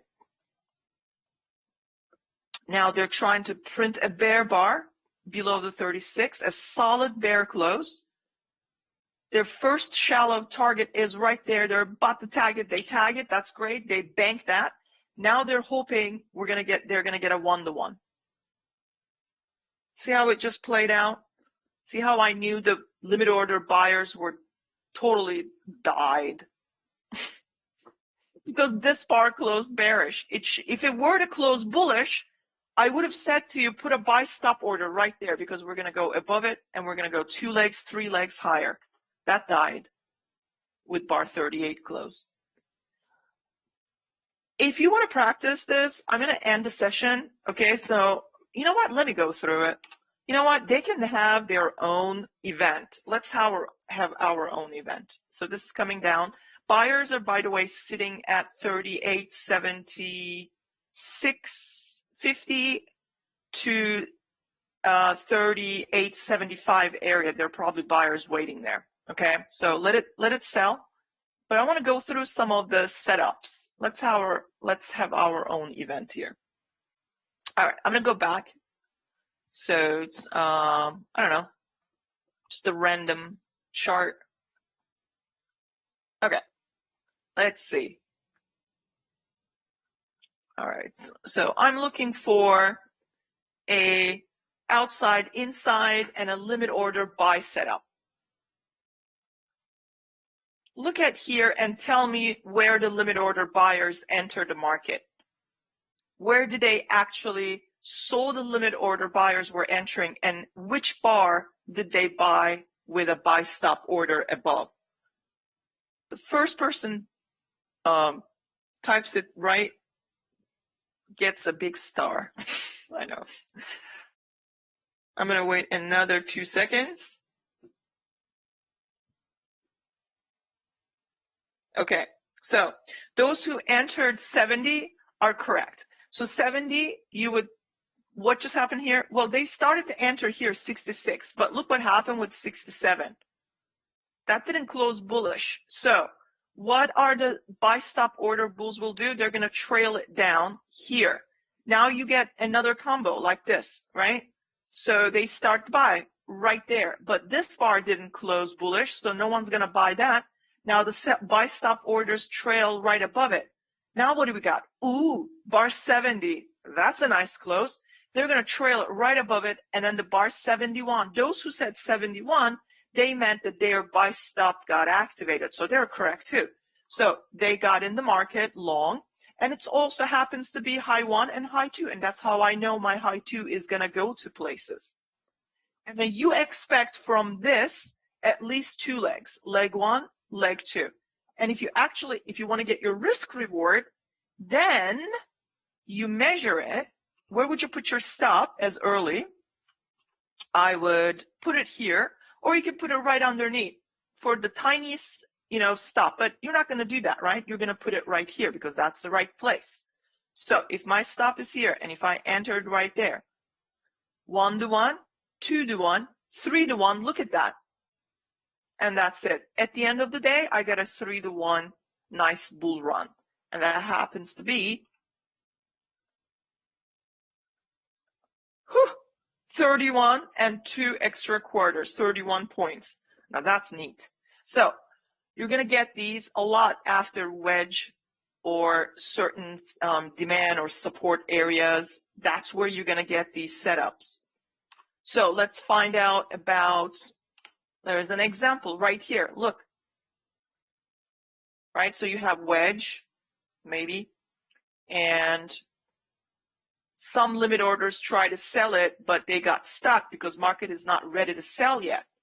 That bar 53 should have closed bearish, but also it's lacking something. Why didn't it work? What is it lacking? What do you not see here? Look left all the way from bar 53. What do you see that lacking here? The absence of something, 2 bars. That's why they couldn't sell it. They couldn't even try. It's the outside inside. Do you see an outside inside bar combo? No, I don't. So the market is not ready to sell yet, right? So where is the next one? I don't see it. I see one now. Look at that. Where are you in relations to the bull trend? Bull trend started here, and it's been making new highs and higher lows. So it's in some kind of a bull trend if you don't look at here.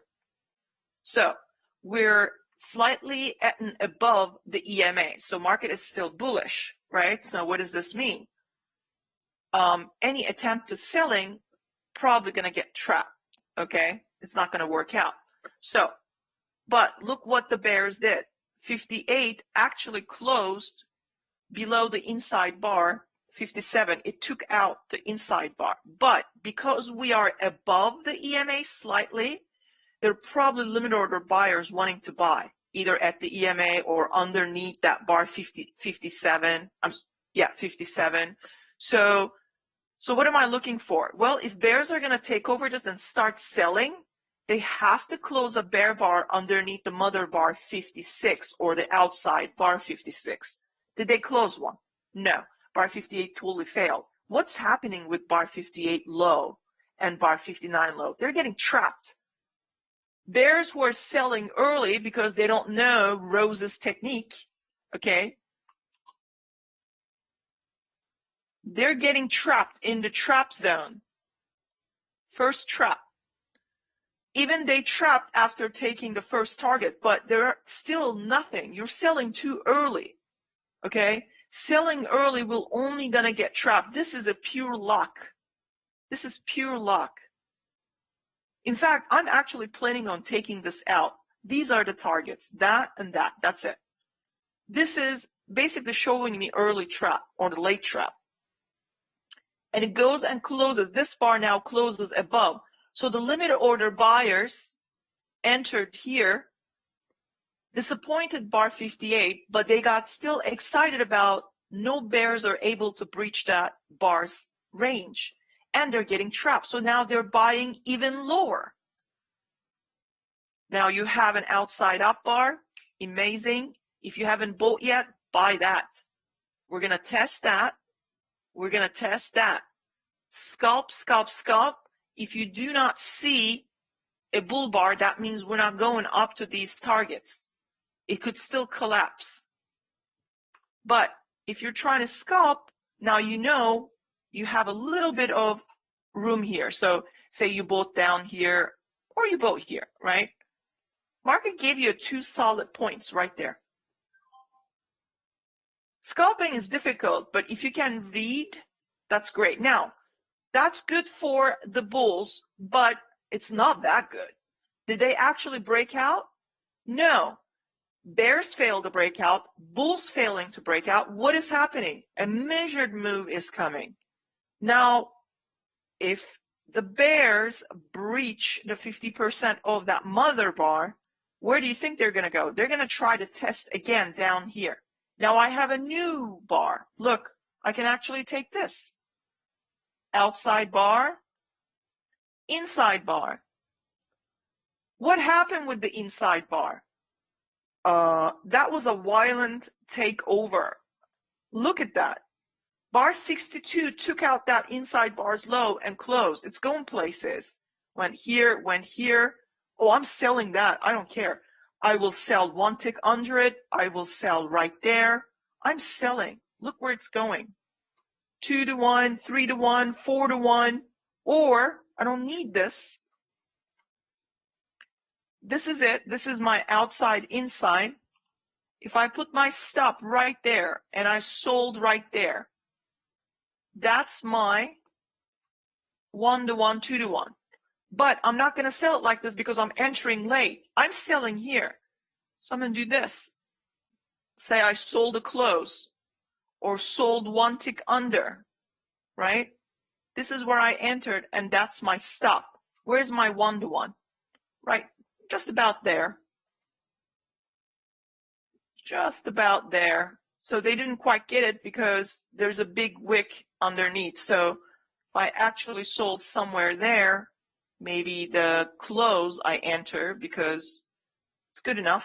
That bar closed way too low. You could just hit market sell. Did you get your 1 to 1? Yes, you did. Even if you enter late, that combo broken. And we have a gap. You can also do this. Okay, you missed your chance to enter with low of 62 or the close of 62. Then you see 3 bar combo. From there to there, that was 1 to 1, but that's probably going to continue to go down. I don't know if they got there at 1.5, but they sure didn't get there. Yep, they got there at 1.5. So that's your little continuation sell. You can still jump in, you can still sell, and still make money. So if you sold underneath here, that's more than 5 points. There's a gap here, so it's probably going to drift a little bit. But then you get this, okay? So I don't know what's happening here, but we're hitting some kind of a support here. So I'm looking for another combo. I see it right there. Limit order buyers started to enter. Not a good close, so I'm probably not going to buy it. But that's a good close. Buy above it, and then you go higher. So and so. So let's take a look at something else. Another one right here. Look, outside, inside. Bears failed to take out that inside bar's low. Instead, they took out the high. So what are they trying to go? They're trying to go break above this bar's high, but we're still stuck in it. We don't have a bull bar closed. The midpoint is right there, and that's the low. Bears are not able to close below the midpoint. Bulls are still in control. Now we have a bull close bar. You can buy it, okay? But if you buy the close or one tick above, what are you buying into? You're buying with a stop order in a limit order market. Just wait for a pullback. Buy the pullback, okay? Buy there, and if it closes, buy that. Now you have a stop order. There's a huge void. Buy that bar. Well, if this wasn't the end of the day, this would probably be going higher. So it happens to be end of the day. But if it wasn't, you would have probably gotten another leg up. If you actually go, which day is that? That is, which day is this? Oh, October 19, October 18. I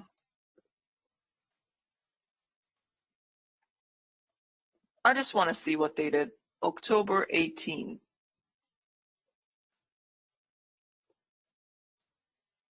If I was actually right. It's 2018. Yeah, look, right there. So if you actually vote, right, instead of there, this, you entered late, look, they went with 2 legs, so I was right. It happened after hours, not even the after hours, it happened between 4 o'clock and 5 o'clock. So you were still long. It works. Price action will work, you know, as long as you get to see it. So here is, let's see, looking for those combos. Look, another one right there. Beautiful. After 3 push down, right? Outside. Even there, right there. Look. Bears took out the low. They're still trying to sell, but they're not able to take out the mother bar or the outside bar low. What's happening there? They go to the 50% and they start to close bull bars, but still no breakout from the down or up. What is happening? We've got a failure, a measured move coming. When I get that breakout, okay, or before the breakout, you can look for a high 2 maybe. If you want to buy, you see a wedge, look, high 1, high 2, you can buy it as early as there. Or you could say, oh, I see this, right, another one. This time, bulls actually took out the inside bars high. I think they're going to try to break out from the upside. And they did. You can actually buy with a small risk and go 1-to-1. So if I actually measure it, if you buy, say, there or there, if you put your stop here, oops, so that's 1-to-1, but then it comes down and, but I did say 1-to-1, right? And then it comes down and takes out your stop, unless you have a wide stop, and then it goes up to there. But after this much selling, it goes into a trading range. You also have a bear flag that failed, right? Bears failed to price went up all the way, came down, but failed, went back and above the apex, and then kept going. So this bear flag failed. So there must be another inside-outside or a limit order entry. Oh, look, limit order entry with a bull bar. Lower, higher, lower with a bull close. Buy that. Now you measure. If your stop is here and you bought here, that's a 2-to-1. There you go. So you get disappointed by entering early, only make a 1-to-1. Hopefully you will scalp. You're wise enough to scalp. And then you move your stop to a break even. Even if it takes you out, it's giving you another entry. This time it's giving you solid 2-to-1. All right, I am tired now. Hopefully you guys learned something. Go back in time and look at this. Look, there's another one right there. Lower, higher, lower, bull close. Buy above it, your stop goes here, go for 1-to-1, or 2-to-1, or 3-to-1. As long as market is making higher lows and not threatening your stop. Once you start to find these and you get rule-based trading, okay, you will do great. I see that the market is selling. Let me go back to that chart before I go. Okay, so they finally gave in. Look what's happening, guys. We have down, up. We might come down here, okay? I don't know if the bears are gonna let this go and we could end up coming here. So you have this go and we could end up coming here. So you have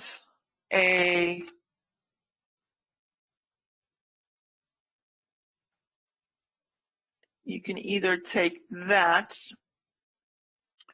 or from here, expanding triangle, and we're about to, okay, come down and test the apex. Now, I don't know if that's the apex, but market broke down, get back above. So we could end up coming down to close of yesterday. If we break below it, we could end up coming all the way down here. Watch out. So what's happening here? Well, neckline broke.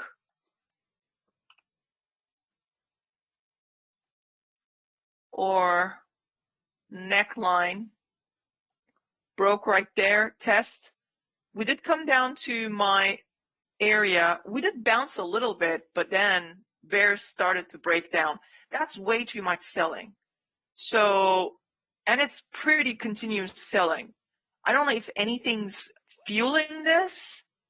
I don't know why we gave up here. Something might have happened. I don't know if there's any news here. I don't care. But there is a pattern, and this expanding triangle kind of failed there, okay? So we now have also a trend reversal, up, lower high. Now, this area didn't hold. Where's the next area can hold? There's an area of interest. This is where we could bounce a little bit. There's a gap here, that gap right there. This is where we're going. We're going to test that gap. Now, if we do close that gap, it's possible that we could come all the way down here. So watch out. But we're going to bounce. So if you sold this, you got gap bars, okay? And it's probably going to get a little bit more continuation. The gap is right there. Also area of interest. We can end up coming all the way down here. But that 42 looks like a exhaustion bar, okay? Even though it's getting continuation, its body is larger than any of these bear bodies. So now, those who were asking for exhaustion, that looks like an exhaustion. But that's gap. Also, another reason why we are bouncing here is bar, what is bar 11? Look, bull bars, pause, two legs up. So that bar ends up being a demand zone or buy zone. So there are probably stops underneath, but I think we're going to eventually come down here into this area. That's a very, very strong sell. I don't know what caused this. It should not have happened like this. So for me, bears can actually continue to push this all the way to 38.51 area. I'm not ready to buy because I don't know anything about this bar 43. Some machines do see exhaustion and follow through. They're trying to now maybe cover some of their shorts, but this is a potential of selling all the way to 38.51 maybe even 45, 38, 45 area. Sorry, we missed this. I didn't think that it was going to sell this much. There are some buy orders due to bar 11 because there were limit order buyers there. Why? Look at 10, low is lower.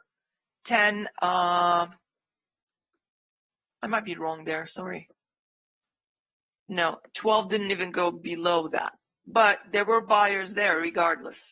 So these buyers are still there. So we're bouncing. But I think that the bears are going to try to push this further more down to at least the 38, 55, maybe even further down 51. So I don't like buying pin bars unless they are strong bull closes with large bull bodies and then they get a follow through second bull body. Otherwise, I won't even touch it because it could just sell.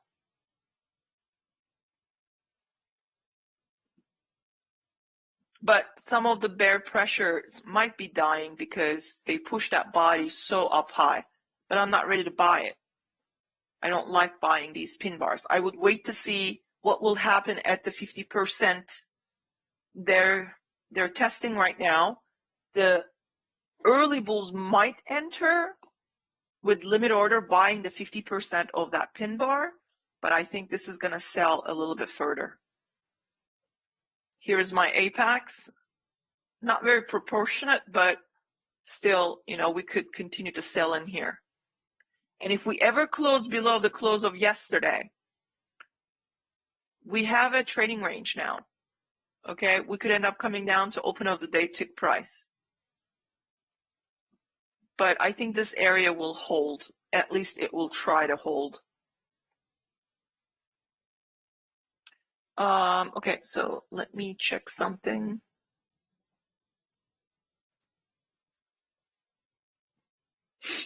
That is, I don't know anything about the rebound. It was a triangle. It was a, I had it earlier. I don't know if you guys paid any attention. Okay, we tested that and we couldn't get above it.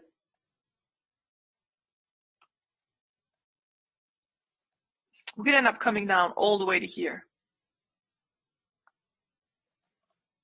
It was a trend line. There was another expanding triangle. We broke above it, but that's all we could have done. You know, we just could not go further up. So another reason we met the measured move target, right? So that's a major accomplishment by bulls.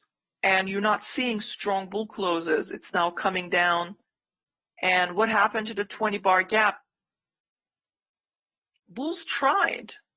I said, look for 3 bars testing underneath the EMA first.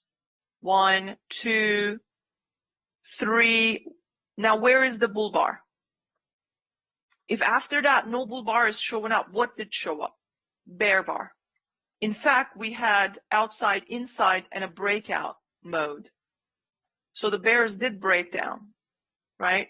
So look for 1 to 1, 2 to 1, right? They must be at a 2 to 1. I don't know, but I will find out.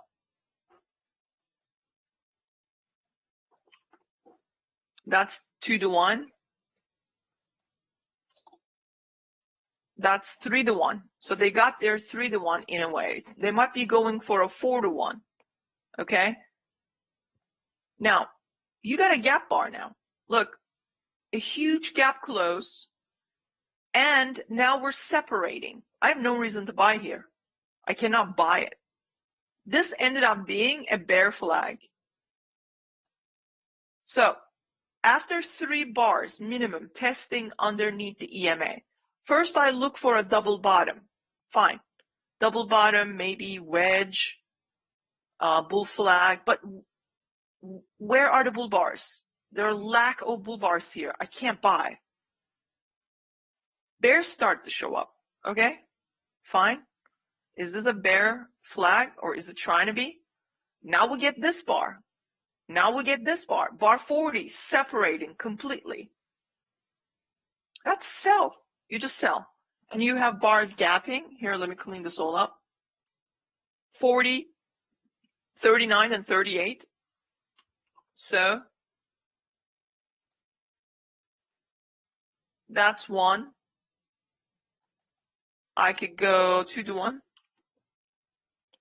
I could go 3 to 1. That's where they started to take profit. Once I see these gapping bars. Okay. So good for the bears. And also you could say, well, I'm going to measure the entire range today and I'm going to find out where this can continue to go. That's a halfway pullback. That's a 50% pullback. This is where I think the bears want to test. So that's why I said 38, 56 area, 55 area. We might test. We might even come further more down. Close of yesterday is magnet now. But this is where they're trying to go now. We might even come further more down. Close of yesterday is magnet now. But this is where they're trying to go now.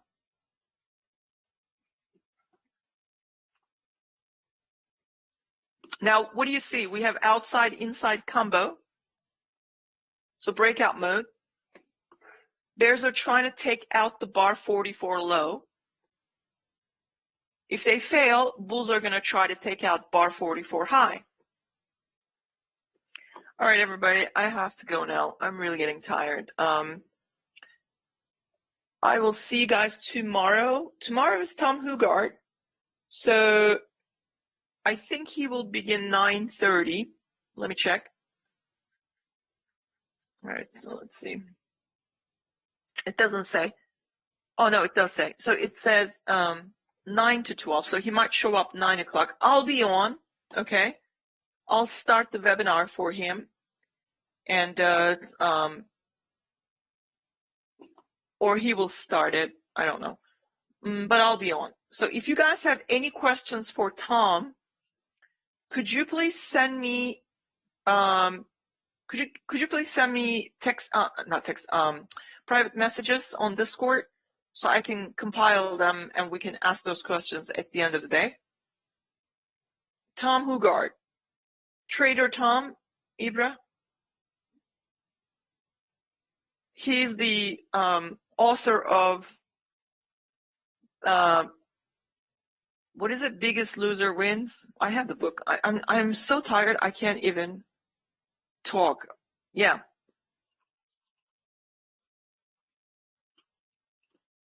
Best Loser Wins. I'm sorry. I was actually talking about that today to somebody else, and I even said it right. I'm tired, so I can't find the words. But yeah, Best Loser Wins. The book is the author, and he's a high stake trader based in UK. Anywho, all right, so we go up to the breakout point. We test it, so there's still 3 bars. 4th or 5th bar, we might actually come down and test the 66%. But I will look for bounce from here, okay? Now I'm getting interested in the bull bounce. Bears are still trying to take out the 44 low.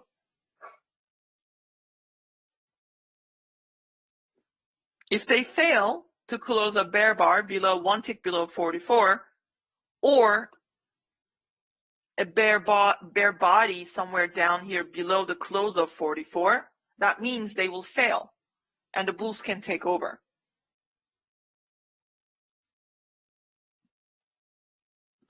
So I don't know yet. I think they're going to try to sell into 55, 56, 55 area.